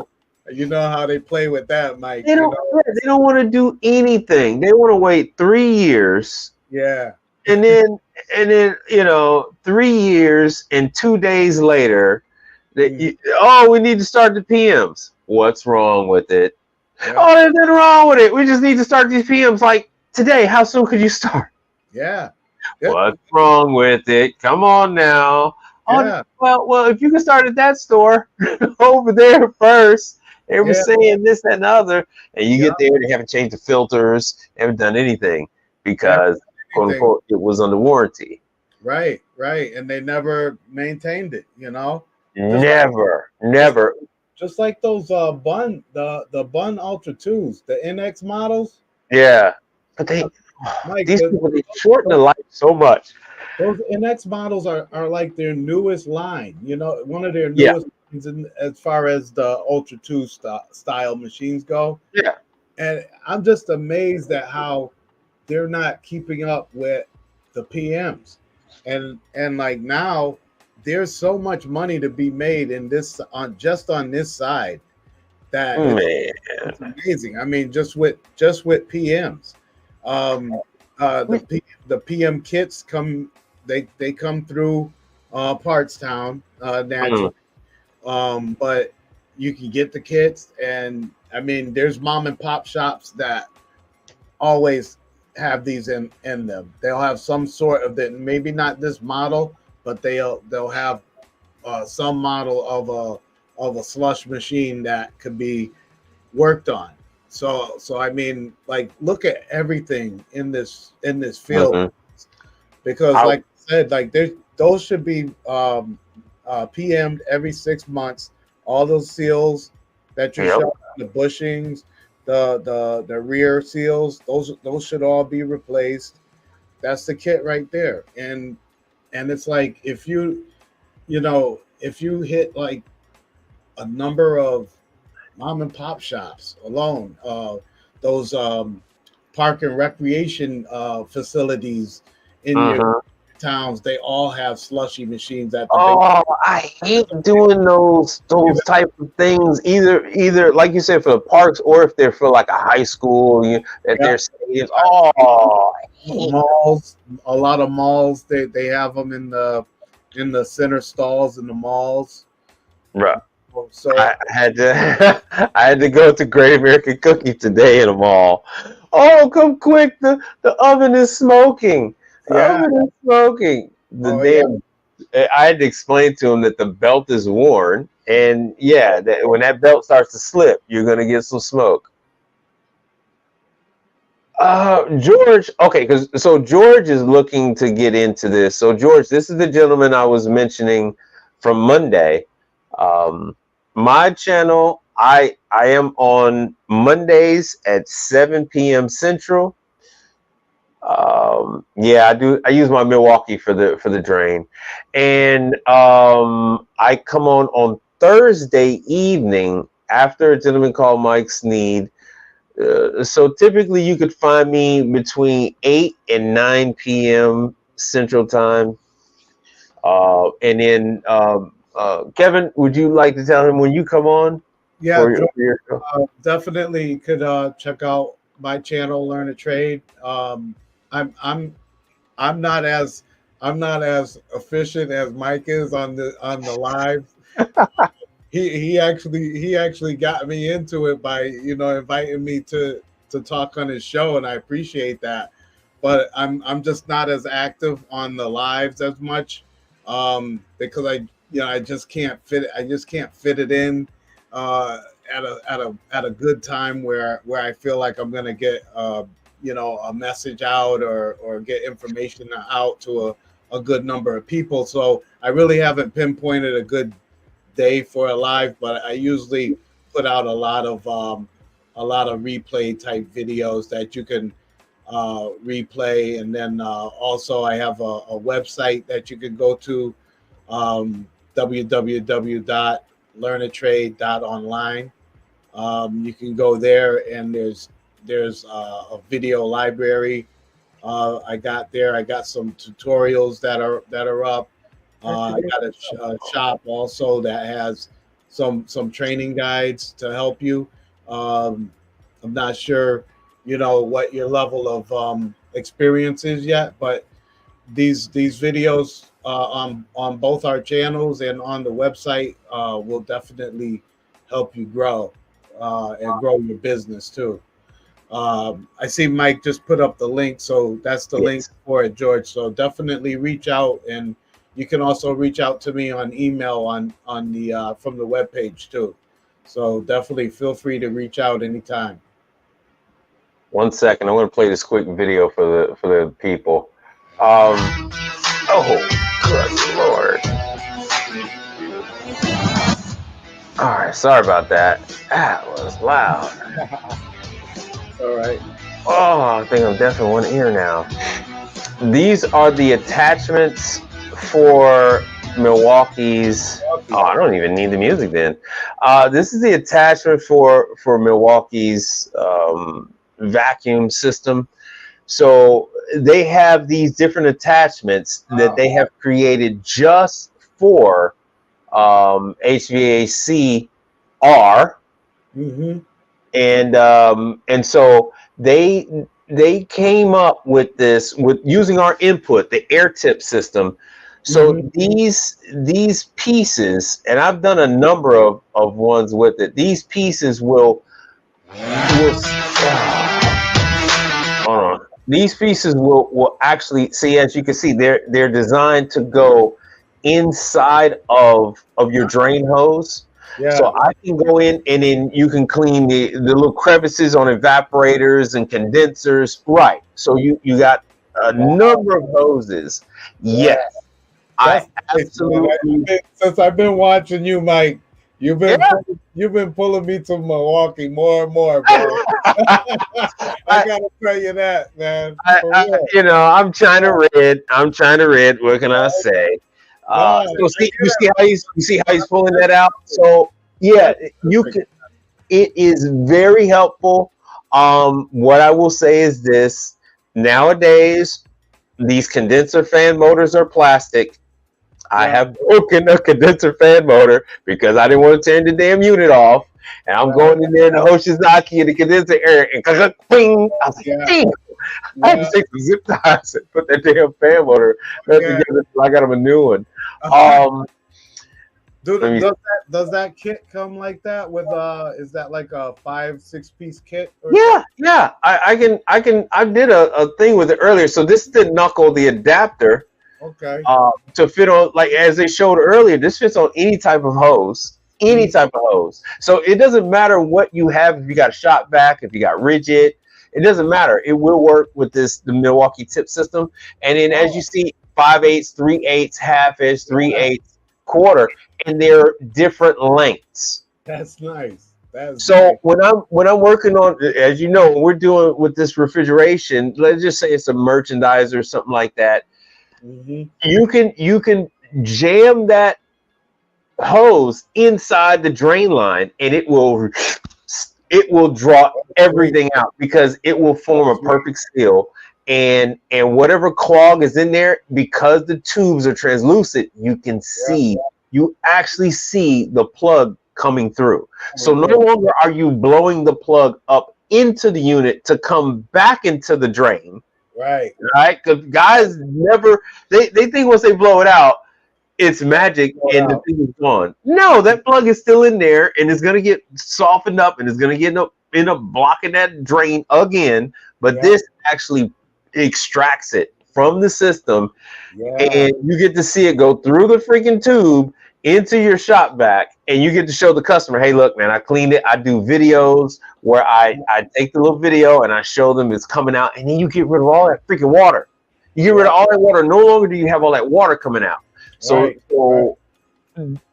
how entertaining it is. How big your shop vac is determine how much water you can get rid of. Mm-hmm. So I don't even deal with that anymore. A lot of shop vacs don't have a kit like that that has these attachments like that. Right. Them, so this has it and it works with all different anything that's got a line, anything that you're dealing with that's got some kind of a hose with it. You can stick this sucker in there, and I've got the whole little collection. I got like 90% of this. Right. I got 90% of that. So it works. It works. I mean, it's what I was detailing my wife's car. I was you're able to get into all these little crevices with that, and then they have the just with this one particular kit. It's a very rigid hose, so you could like scrape and all that stuff with the end of it. It is. I was kind of leery of it, but China Red, so I was like, you know what? Let me go ahead and give it a try. Right. I have been so thankful for this purchase. So thankful for this purchase because as you can see here, you can choose whatever size diameter hose you want to work with, and you could sneak it in all. I have the cleanest PMs you ever want to see. That's actually for PMs, man. I mean, like even around condenser coils and stuff like that, and on the FPD, when you take off the side panels, you don't have to do that. You could just knock all of that out right there. Snake that in there because it's flexible yet still rigid, and you can get it in there, and with your shop vac, it just pulls out all of that stuff. And then they have the other brush attachments. I don't mean to make this into a Milwaukee video, but you got the other attachments. And somebody asked the question, so if you're gonna get me to talk about Milwaukee, you see no news said you. Watch how rich you are, buddy. Watch this Milwaukee air brush. So I picked up a number of the brushes. This one I didn't. I kind of thought that this brush was gonna be a little. I thought I was gonna get let down by it. I thought it was some bull, to be honest with you. Yeah. It was on sale, so I like So let me go ahead and get it anyway. And blah blah blah. It's got this cross head. Damn. it's got this. Where's my thing? It's got this head that allows you to clean the condenser or the evaporator. Well, very rarely you evaporate the condenser, and so it has that crosshead design so that you can pick up. Anything either. It's not damaging. Not And damaging. I thought it was marketing. I thought it was marketing, and it really does work. It really does work. So this is what it looks like. That's the head. It's just a simple cross. And when I'm doing coils, you brush it and everything comes off. And because it's a shop vac, you can spray it. Yeah. So it doesn't matter if it's foam. It doesn't matter if you're spraying a liquid. It doesn't matter. So why would you just take a coil brush when this is a coil brush and it's going to take it and put it in your shop vac? And now you don't have to worry about cleaning off your brush and then figuring out where you're going to put that lint. Where's the closest trash? Yeah. I don't worry about that. Everything goes into my Milwaukee. What I used to have. I got some other shop vacs. This will work with that shop vac in a bucket. So so if you get that little simple shop vac head and then a simple 5-gallon bucket, this works with all of them. This works with all of them. So it's universal. It can match up to certain hose sizes and stuff. Any hose size, it will work with. So, like I said, I was pleasantly surprised by it. Yeah. I got this cross one. Now I'm gonna tell you what these two. I don't know how well you can see on the screen. I don't know what the hell these two are called. These two are my favorites. The one that you see right here, this one has 2 brushes on it. So it's a long nozzle and it has a soft, long bristle, and then it has a hard, long bristle. And so when you're going on a coil, on a condenser coil, and you need a little extra rigidity, this has got it. This other one here has a wide mouth. So its configuration is different. And yes, it only has one set of bristles, but the bristles are hard, and it will go ahead and it will wipe off whatever is collected on that condenser. So it's just think about it so here's a better look. When you're dealing with a walk-in, right, and you're on the back end of that, so there's an evaporator. So when you're dealing on the back end, and that evaporator has all that matting to it. Look at that bristle. So that sticks out quite a bit. If you do have room to get this behind, because it doesn't have any bends to it. The other one I showed you, you could kind of take that on an angle. And this one, you can see it is on an angle too. So you kind of work at an angle if you're close up against the back wall, as most evaporators are with walk-ins. You can put this sideways on an angle, and you could still get those coils, and you can get all of that. And then with the other round, the hoses, you can go ahead and get out all the water from the drip tray, and then you can actually snake it in through the drain hole for the evaporator. Yeah, on a walk-in. So you're using it as a snake.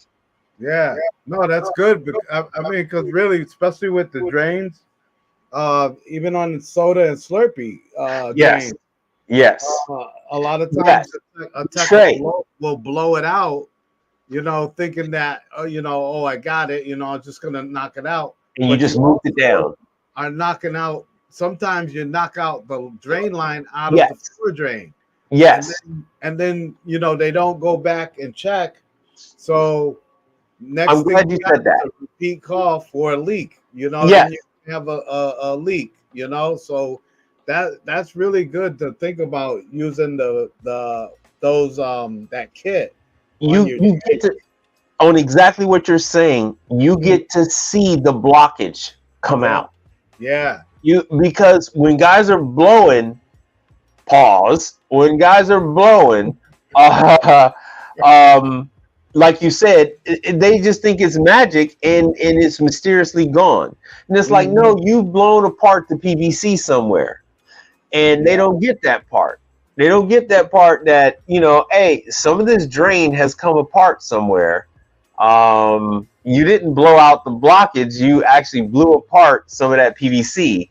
yeah, Or some of the holes that just had a twist, had a tension compression Depression ring on it somewhere that blew it has on. split apart. And now, like you said, now there's water Yeah, somewhere. yeah. Where, you don't know. There's water somewhere, and you're gonna find out a month later that, I don't know. that's where the water is coming from. I Yeah. don't know if you caught it, Mike, but I sent you an email a couple of Oh, days ago. Was a picture. It was just a picture of a drain line that I came across. But yeah. yeah, I don't know if you caught it or not, but yeah, it was just a picture of a drain line that I came across. It had I got a call for a leak, and it was just the way that they ran the drain line that really did it. And then they thought they could use half or 3/4 into a half inch tube, and then Brewer. use the tan duct tape I got it. I got it right around here. it. You know, you see it? Hold on a second. Yeah, that's I a got it. that's a good example on how not to run a drain line. Ah. All right, where is my? Let me see. Mm, And see, I wanted to do a live on that, on just to show that part. But it's like sometimes when I get on these sites, a lot of times like people just come around, they just come yeah. around. There it is. Yeah. You see that? You know what? Funny story. I had a guy who was working for me, Mm-hmm. and he decided that he was going to offer his services to one of my clients, Mm. and he did that on a drain line for a walk-in. Wow. Yeah, freezer. Wow. He did that after he left. After he left you? Yeah, Right? Yeah. Yeah. yeah. Yeah. You see that? I mean, that's just it's just some of the stuff that you run into, and you can't. I can't believe that someone would just leave it like that.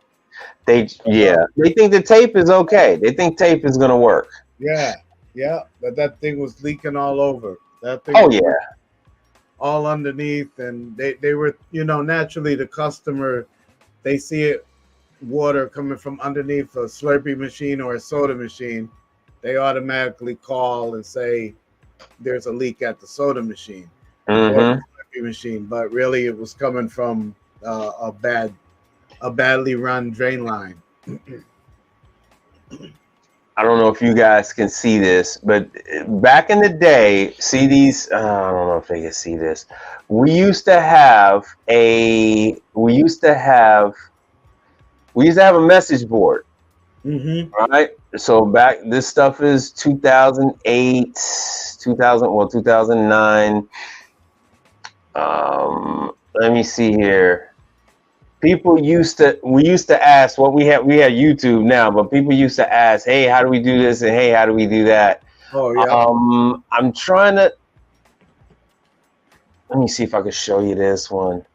Oh, you guys can't. I'm trying to make this bigger. Damn. I'm trying. Somebody was asking me. I had to get off topic real quick, but somebody was asking me about the Appliance Blue Book, about the labor guide, and I have it all right here. The whole thing was started on this message board back in 2008. labor. Let me see here. Yeah, it was all here where guys kept asking, "Hey, how much do you charge? Hey, what do you think is a good rate?" And this is I know you guys can't really make this out. I can't make this big enough.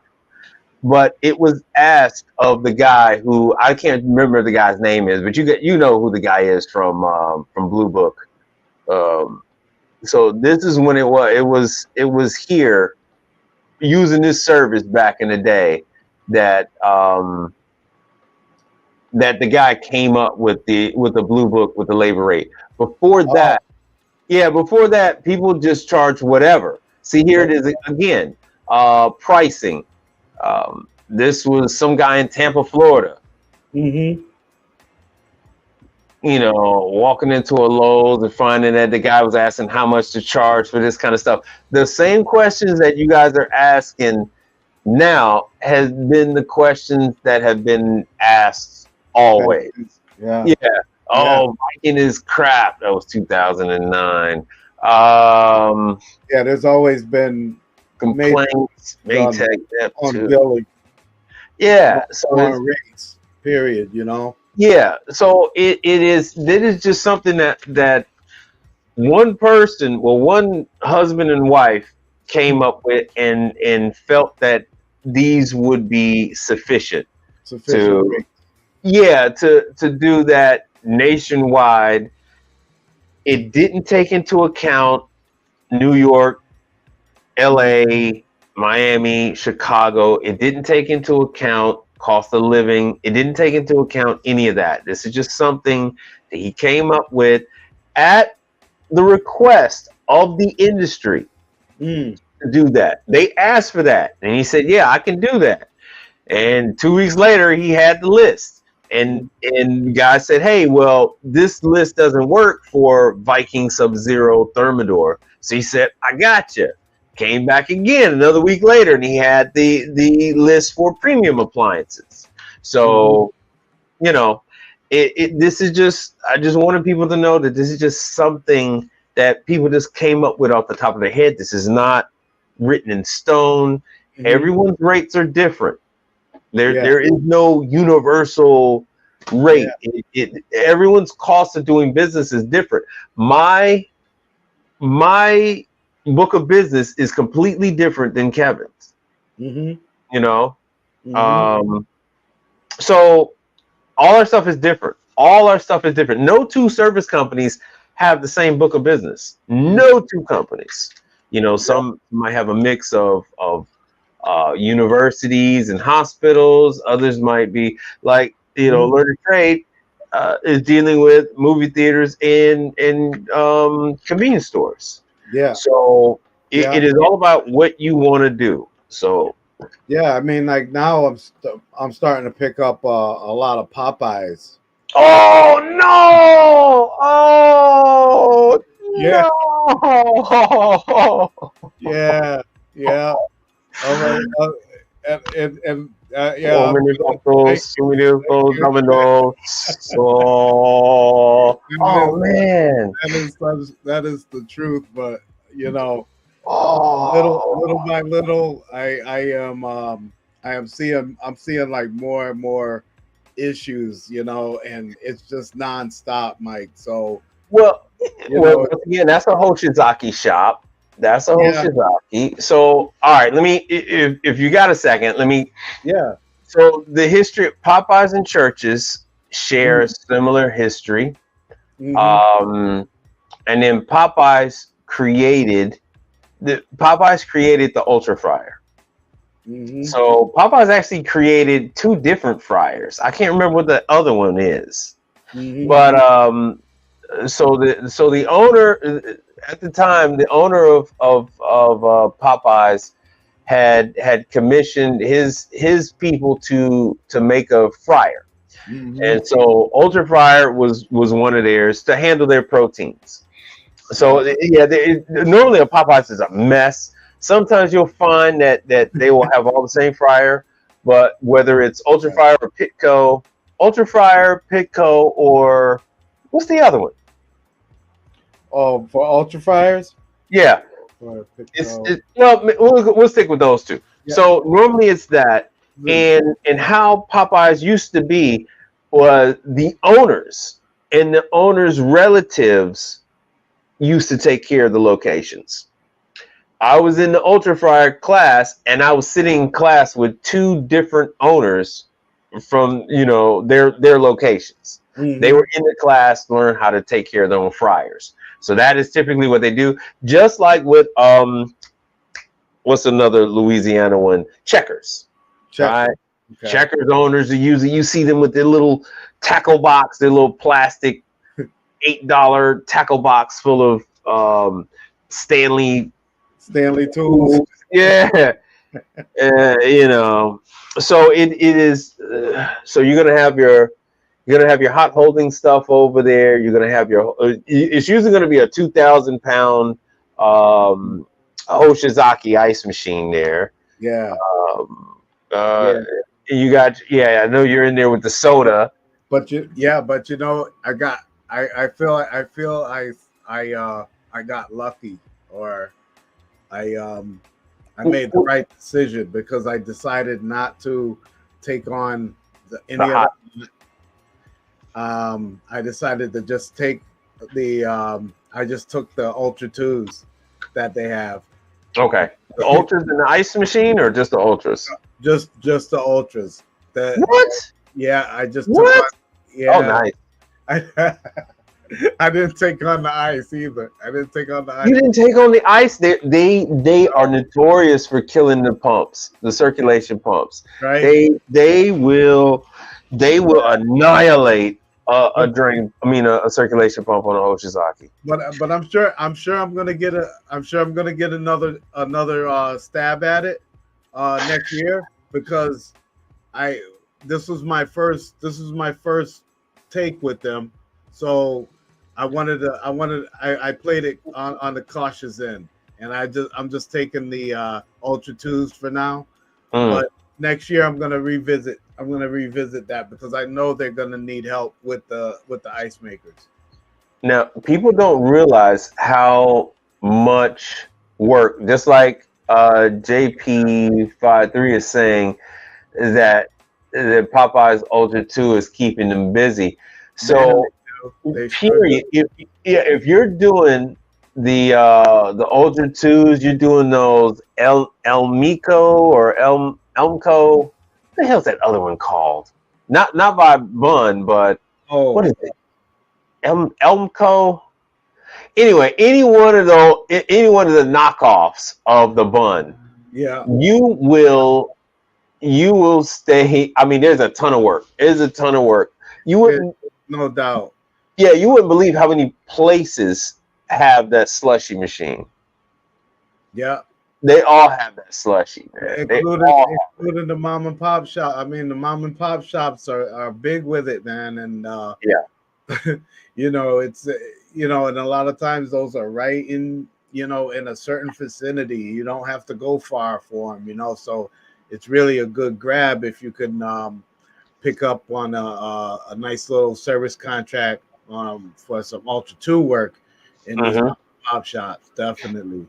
Hey, very rarely do you guys need to add refrigerant to those units. That is not a common thing. No, you're right. It's very rare. And then now, Mike, like they're moving over to the 290. Yeah. On the NX units. So that's another change that's coming about with the different type of refrigerant. I don't know how they've gotten away with that for so long. Yeah. I don't know how they got away with that. It's crazy. Yeah. I have no idea. But yeah, there's plenty of work with them. I mean, the thing right now is that I'm getting used to is the condition of some of the Popeyes when you go into them. So slipping and sliding, huh? Slipping and sliding. Sliding, man. So all right, I'm gonna say that there is a certain group that has been sold into owning those units, and it's not like Jay-Z said, "What tribe you with?" and it's not the Feather Tribe. So, is that the case with what you're dealing with? With The ownership, is it Red Dot, or is it they it's have been selling those? it's a mixture. Really? It's a mixture on the private side, on the independent side, but on the corporate side, it's more Indian. Yeah. Yes, that's what I'm saying. It's Red Dot. It's Yeah. Red Dot. What tribe you with? Red Dot or Feather? And yeah, it has been a lot of, well, there are a number of industrious Indians here. They've actually made their money from the oil industry, and they've done very well with owning these gas stations and convenience stores. And yeah, they in turn, their idea of diversifying is no longer staying in gas stations, but now they're branching out into laundromats. They're branching out into Burger King. They're branching out into Popeyes. Yeah. Yeah. So one group here. Well, they own Subways too, but there's one group here. So they saw the writing on the wall with Subway, and they moved over from Subway into Popeyes. So they own like about 20 or so Popeyes locations in 3 different states. Right. Yeah. So, but they started out so well. Redesigned all the stores. The brand new design with the little wood and tile, the nice tile design. You know what I'm talking about, right? They had that whole new Popeyes thing with the little ornate design, the little tchotchkes around and stuff, like it's a Fridays. They had all that New style stuff in the store, but the decorated bottles with pepper. The decorated bottles, yes, but they're not keeping up after the remodel.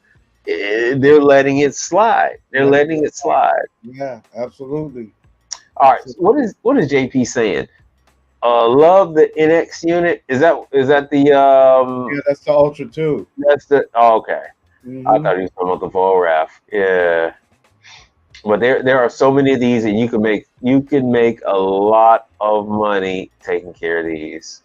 PMs are, yes. All right. So if you guys are not aware, if you're not doing the PMs, what you're going to have is start having leakage. Those things are going to leak syrup every freaking where. The counter is going to have syrup. There's going to be trails here. There's going to be frost. The things are going to frost up. It's not going to allow the beverages to come out of the front, and that's because of the seals and all that kind of stuff. Yeah. Then once that one thing leads to another, because soon after that, the drive shaft assembly. Yes. So many people. Let me see that drive shaft tool. That drive shaft assembly pops on you.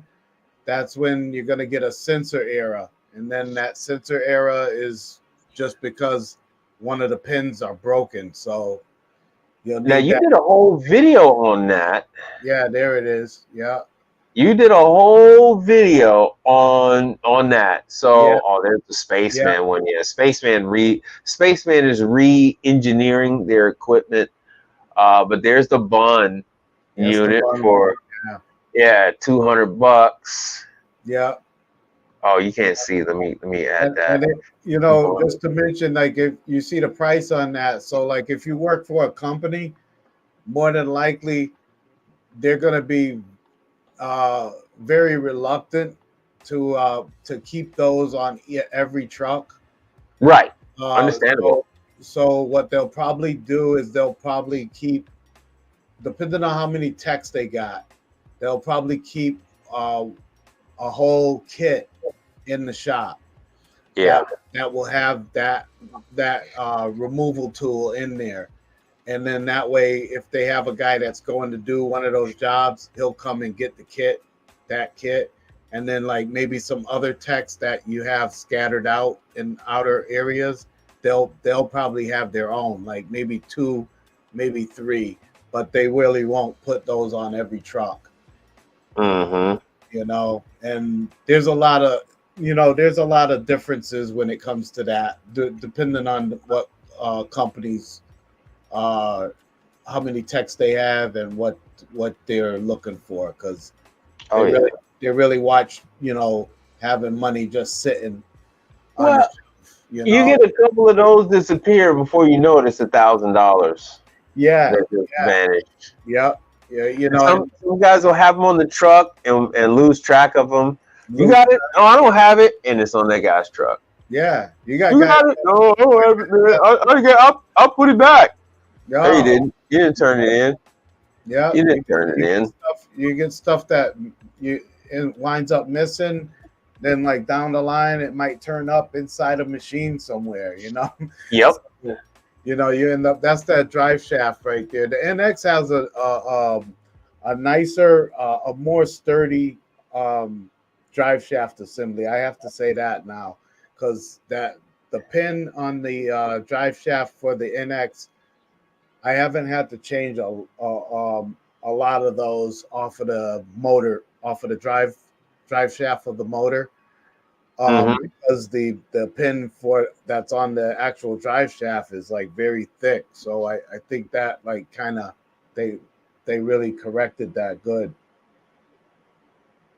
Yeah, they did a video. I know you did a video, but Bun did a video too on it.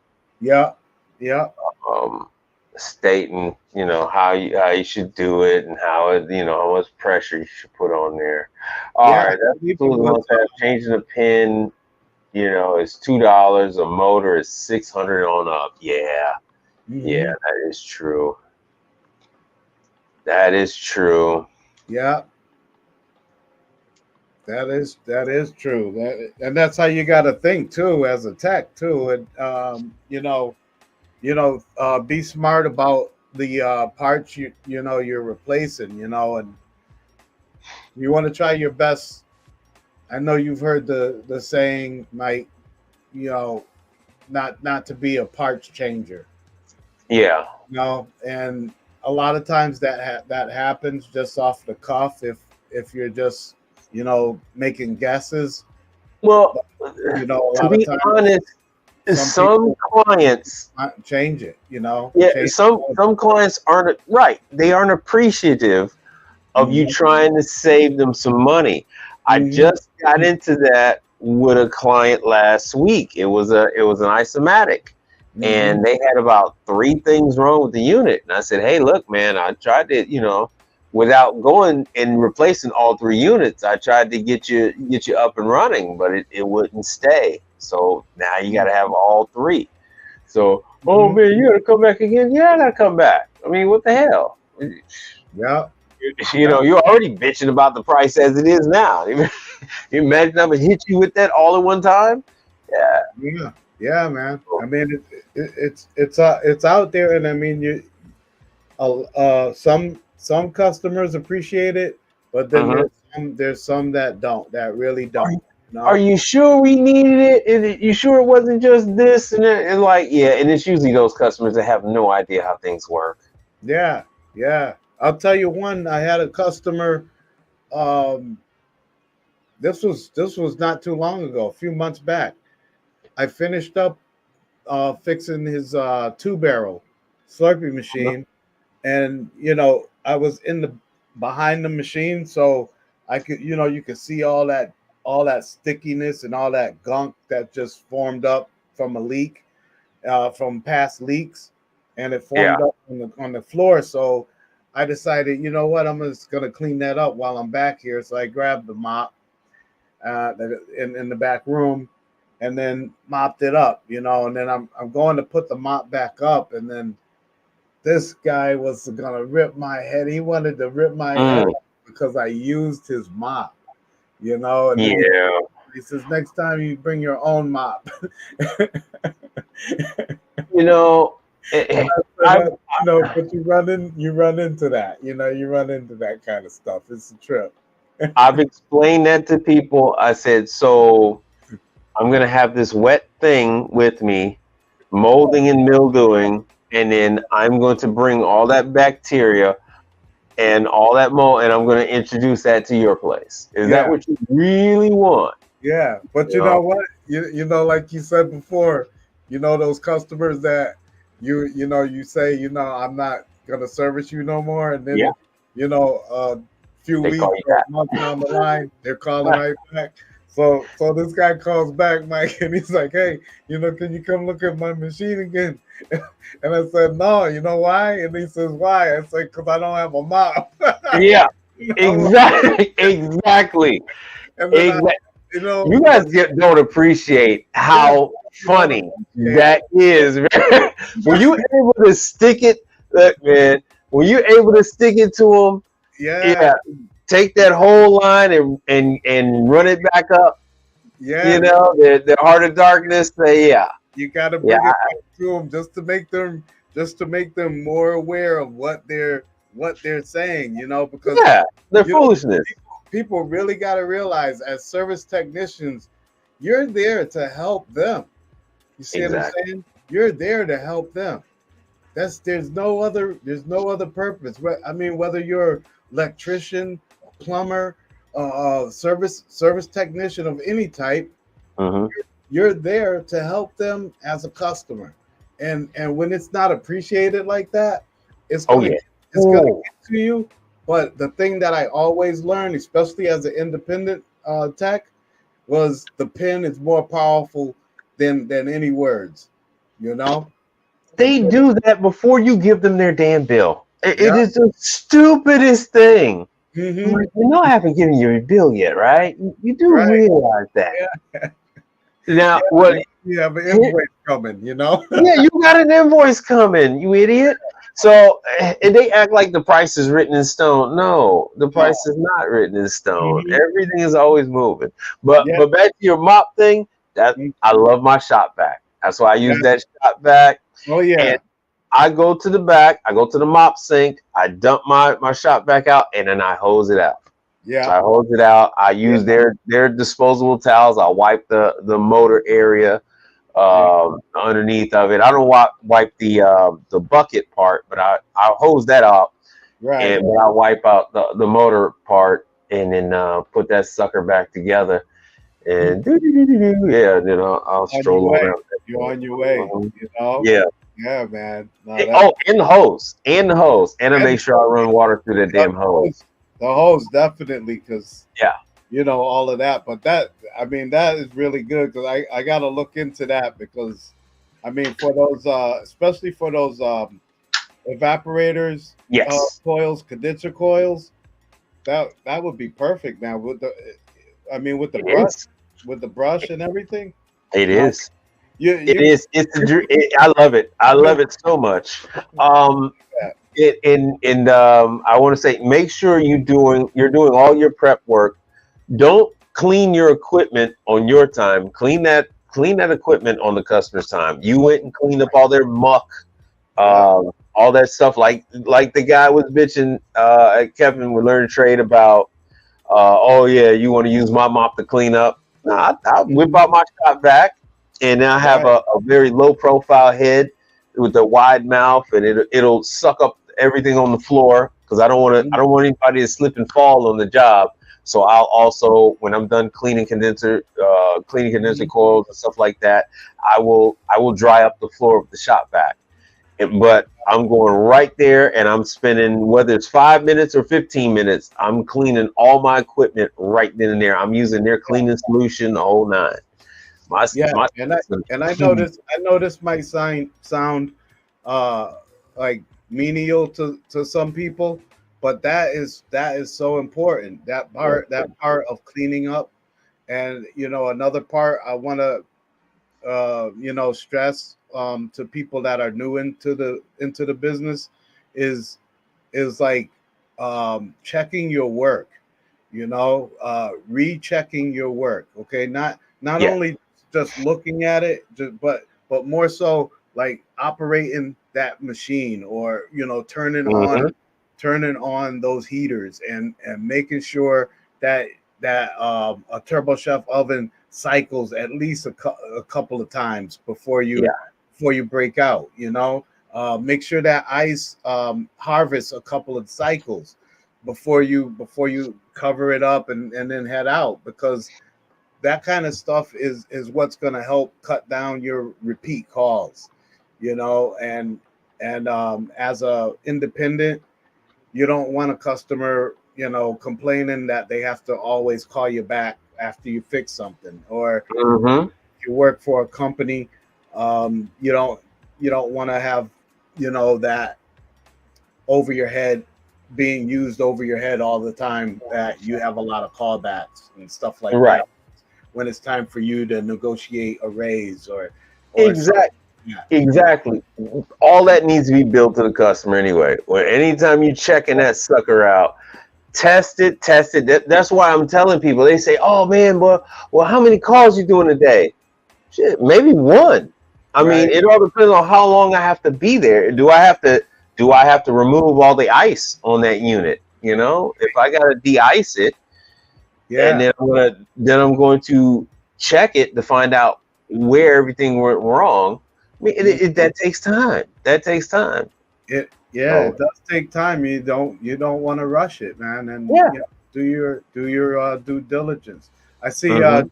JPS3 had a question on the cold brews. Yeah, the Uline made Joe Tap. I have So not worked on the Joe Tap, but I have worked on the the Bun Nitro units. mm, Um, I have worked on those and the Starbucks. Uh, yeah, I've you know, only worked on them when they were residential. This is how Uline end up getting sold is this actual unit right here. This Joe Tap is, and if you look at the older units, they say Uline on them. okay, Yeah, okay, yeah, it's the Uline. It's the commercial line. Uh, yeah. So I've got a long history with Uline. okay. So Yeah, Uline. Oops. I've had some recent work with the Nitro, installing the Bun Nitro and with the handicap accessible buttons. And, I uh, just know that they can be noisy as hell. I don't know why they make them so damn noisy. yeah, and yeah, those little pumps Yeah. on them. Yeah. You would think they wouldn't be that noisy because they have smaller, like smaller tubes, but they are a little noisy. The employees beat them within an inch of their lives, and those damn things are so noisy. They can be so. Oh, there it is, the commercial side. All right, Bar Solutions. So Joe Tap is just a brand name, but it helped them to get sold. Oh, I'm trying to. I wish I could show you the history of it. I just want to show you the history real quick Yeah, for yeah. the Joe Tap. So Uline, this is Uline commercial, and theirs is Joe Tap is one of theirs, and it really took that company and brought it into the modern times. Uh-huh. I'm trying to see if oh yeah, I think this is it here, Rapid Chill. But that's all it is. There's not really much to it, and they don't even make these blast chillers. So the whole, let me show them the whole Middleby. More like Oh no, well built. That's what he wanted to talk about. commercial equipment there, huh? What's that? They Well, look they don't make it. They outsource all that stuff. This is probably that Verifrost or whatever the hell their name is. hmm This is, chances are that's their stuff. right, Uh, right. so that's what everybody does now. I was explaining that to a client today. I said, hey, look, can't get any parts for that because they bought it from from somebody else and slapped their name on it. hmm So this is now all well built.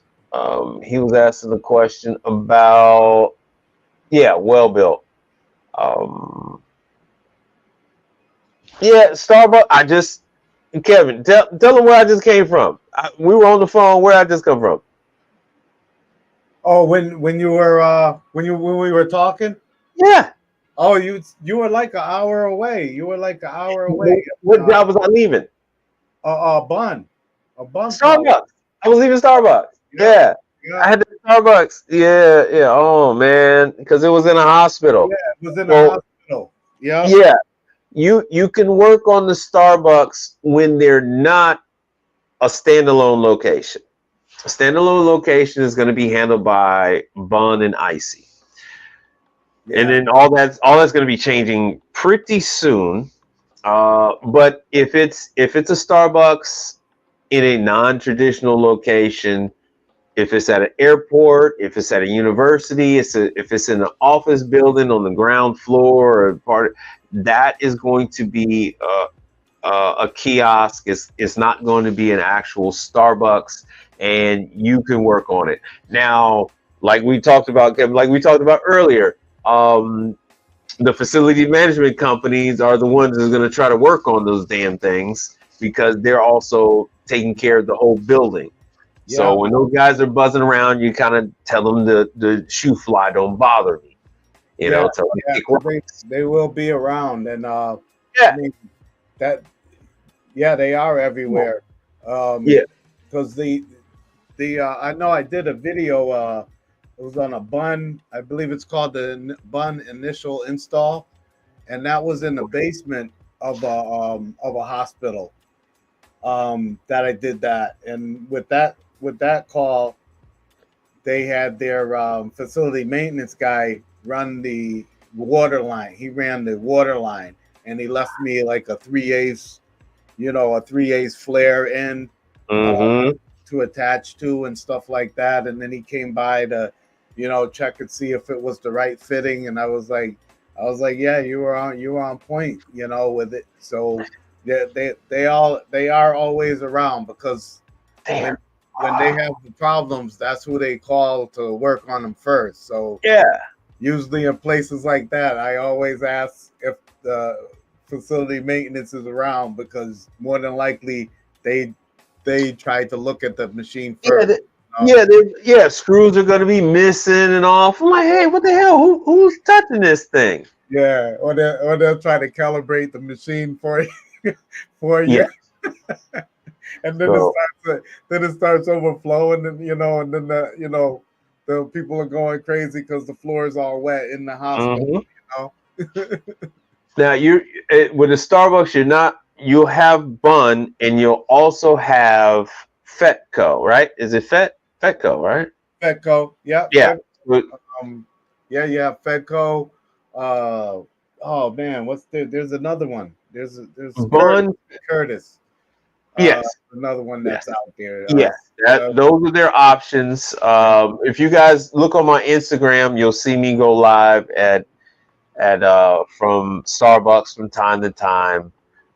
They have the JP was saying, they have the Joe Tap. Excuse me. They have the Joe Tap now. They're going away from they're going away from they're only going with True as far as refrigeration. They're going away from Delfield. Ah, So they're kicking Delfield out. They've already kicked out Turbo Chef, so now the speed oven is Mary Chef. They're using Mirko for Instant Hot. have you worked on a lot of those, Mary Chef? Yeah, yeah, I worked on Mary Chef. It's the same as the Turbo Chef. Everything is the same. Yeah, I don't everything's the get a same. lot, I don't get a lot of those. You're Mary, not. I see it, but I see them out there. They all right. They've dumped Hmm. a large number of them on the market with Marriott. They made a deal with Marriott. This was years ago. So with some of these places, yeah, so you can see right up here. There's the Instagram. That's how to find me on Instagram. So they infiltrated with like Marriott. Over in the UK, Subway never went with Turbo Chef. They went with Mary Chef in the UK. So they had a little inroads here and there, and they, you know, they're very simple to work on. So usually building maintenance is the one that's been fixing them. Oh, got you. Got you. Building maintenance. So if there's any type of building maintenance around, I guarantee you they're the ones that's fixing it. But those little things take a hell of a beating. Yeah. They take a hell of a beating. Yeah. What are they use voltage wise on those? Are those going 240, 220, 240? Those are 220, 220. Chipotle is using them now too. Oh, okay. Yeah. So I did a video where I was at a Chipotle. So they originally were using Turbo Chef, but I'm doing some new ones, and they're using Mary Chef. Yeah, a lot of people aren't happy with Turbo Chef functions right now, man. Because I mean, a lot of the new equipment, the new installs that I do for Turbo Chef, a lot of those I end up getting a call soon after I installed it, you know, and I'm like, wow, what's going on? So, you know, and it's little things that happen from manufacturing that you can't avoid. So these things have been happening a lot. I'm talking the screens, yes, the touch screen turbos. Yeah. A lot of them, the touch screens end up being defective, and then they don't work after 2-3 months. You know? They're not the only one. Amana got that bad. Yeah. Yep. Wow. Must be where they're getting them from or something. You know, the boards and the screens. Yeah, you see this? So the like the Amana, I have more experience with the Amana menu masters and stuff. Yeah, especially this one. Especially this one right here. This board right here is $2,000. Yep. Yeah. $2,000 for that. Yeah. $2,000. And they know it. They just send it out. They don't even want the Owen back.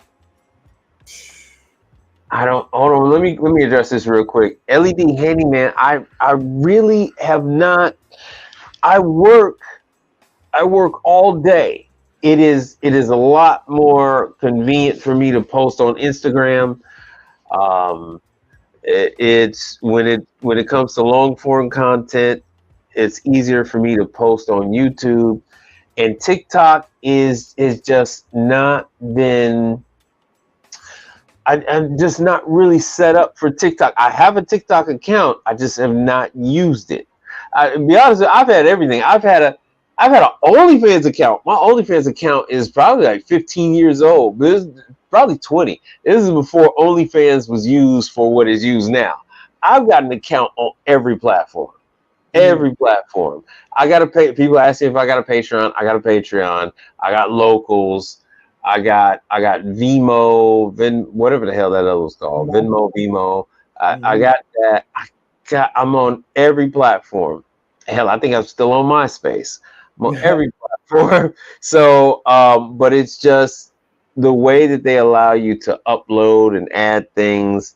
It's a little tricky. It's a little tricky for me. So I'm not really active on TikTok at all because I've tried to load a few videos, but for some reason it like doesn't let you upload it because they want you to split it or something like that, and I'm not getting all of that. So you know, I just kind of left it alone. Yeah. I don't know where the hell happened. I had OnlyFans. When OnlyFans first opened up, I had an OnlyFans. But this is before the girls came on and took over.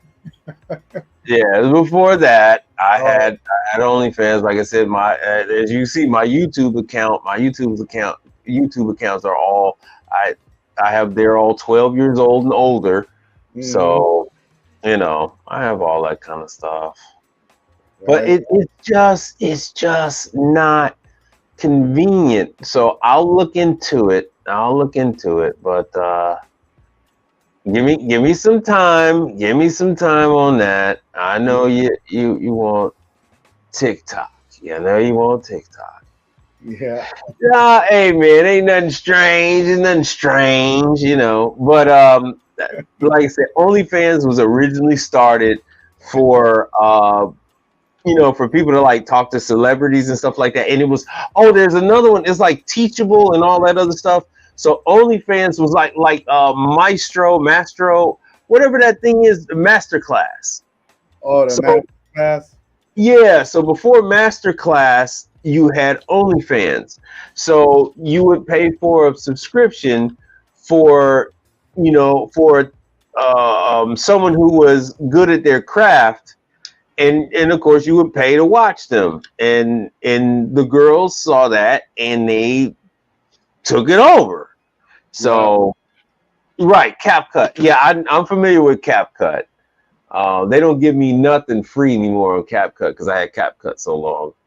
All right, JP, the wife just got home.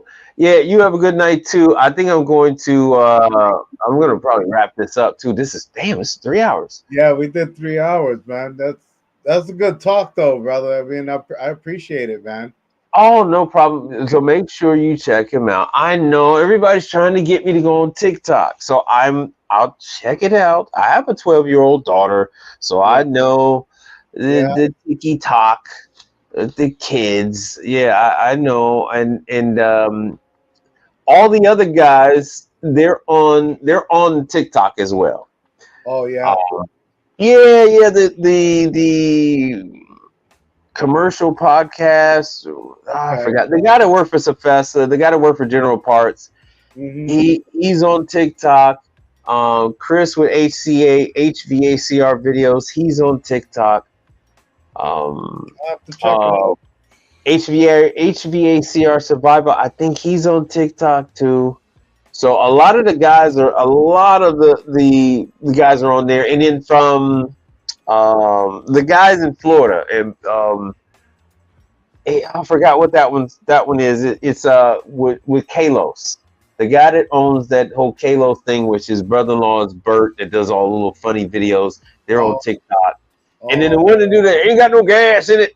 He's on TikTok. I watch him. His stuff is hilarious. Yeah. That guy is hilarious. All right, yeah, you have a good night. Yeah, we wrapping it up, man. We're done. Even though wrapping it up. This is good, man. Yeah, the later it gets, the numbers tick up because we get the people on, California, Seattle, Oregon. Man, all those people start to. Yeah, I hope they watch the playback. That came in later, watch the playback, and hopefully they got some good information that can help them. And that's real good, Mike. I appreciate it, man. I know it's tough. It's tough to set a time every week for me. I know, right? But when we do get together, I really appreciate it. No, that's a good thing, man. It's a good thing. Yeah, I know it's prime time, but we're winding down because it is 10 p.m. my time and it's 11. Yeah, I got an early day. I got an early day in the morning too, so I'm gonna head out and get some rest, and then get ready for tomorrow. Oh yeah. I got a crazy day. I got a crazy day tomorrow. Oh man. Yeah, because I didn't even give the quotes on that PM for those 3 coffee shops. I gotta order. Yeah, I gotta order parts for dishwashers. That one we were talking about at the coffee shop. I gotta get a new fill valve for that dishwasher. Stuff like that. That's one of the. It's a CMA, but it's out of Italy. So I gotta get that valve, and it's got a solenoid in it, and because it had a restriction of water flowing in it, it heated up that plastic, and that plunger doesn't go in and out well. Yeah. Contractor. Yeah, because contractor's East Coast. Yeah, he's East Coast with you. He's about a good 5 hours. south of you. So yeah, I'd like to thank you all for coming and hanging out with two techs talking on a Wednesday. Yeah. I am Mike Reed, Thank you. and And I'm Kevin Tate, this is Kevin Tate. the Learn a Trade. Yes. Thank you all, and stay well, and we'll see you on the next one. Yes. So, All right. Kevin and Mike, let us know when you want to see us again. I think Wednesdays are pretty good days for us because I make other appearances on other channels. So the next time you'll see me again, it'll be Thursday evening. So Thursday, look for me Thursday after work, anytime between 8 and 9. Eastern. Eastern. Yeah. So I'll see you then, and check out Kevin's channel, Learn a Trade. Check it out, everybody. And take care. Stay blessed, y'all. All right. Bye-bye. All right. Bye-bye.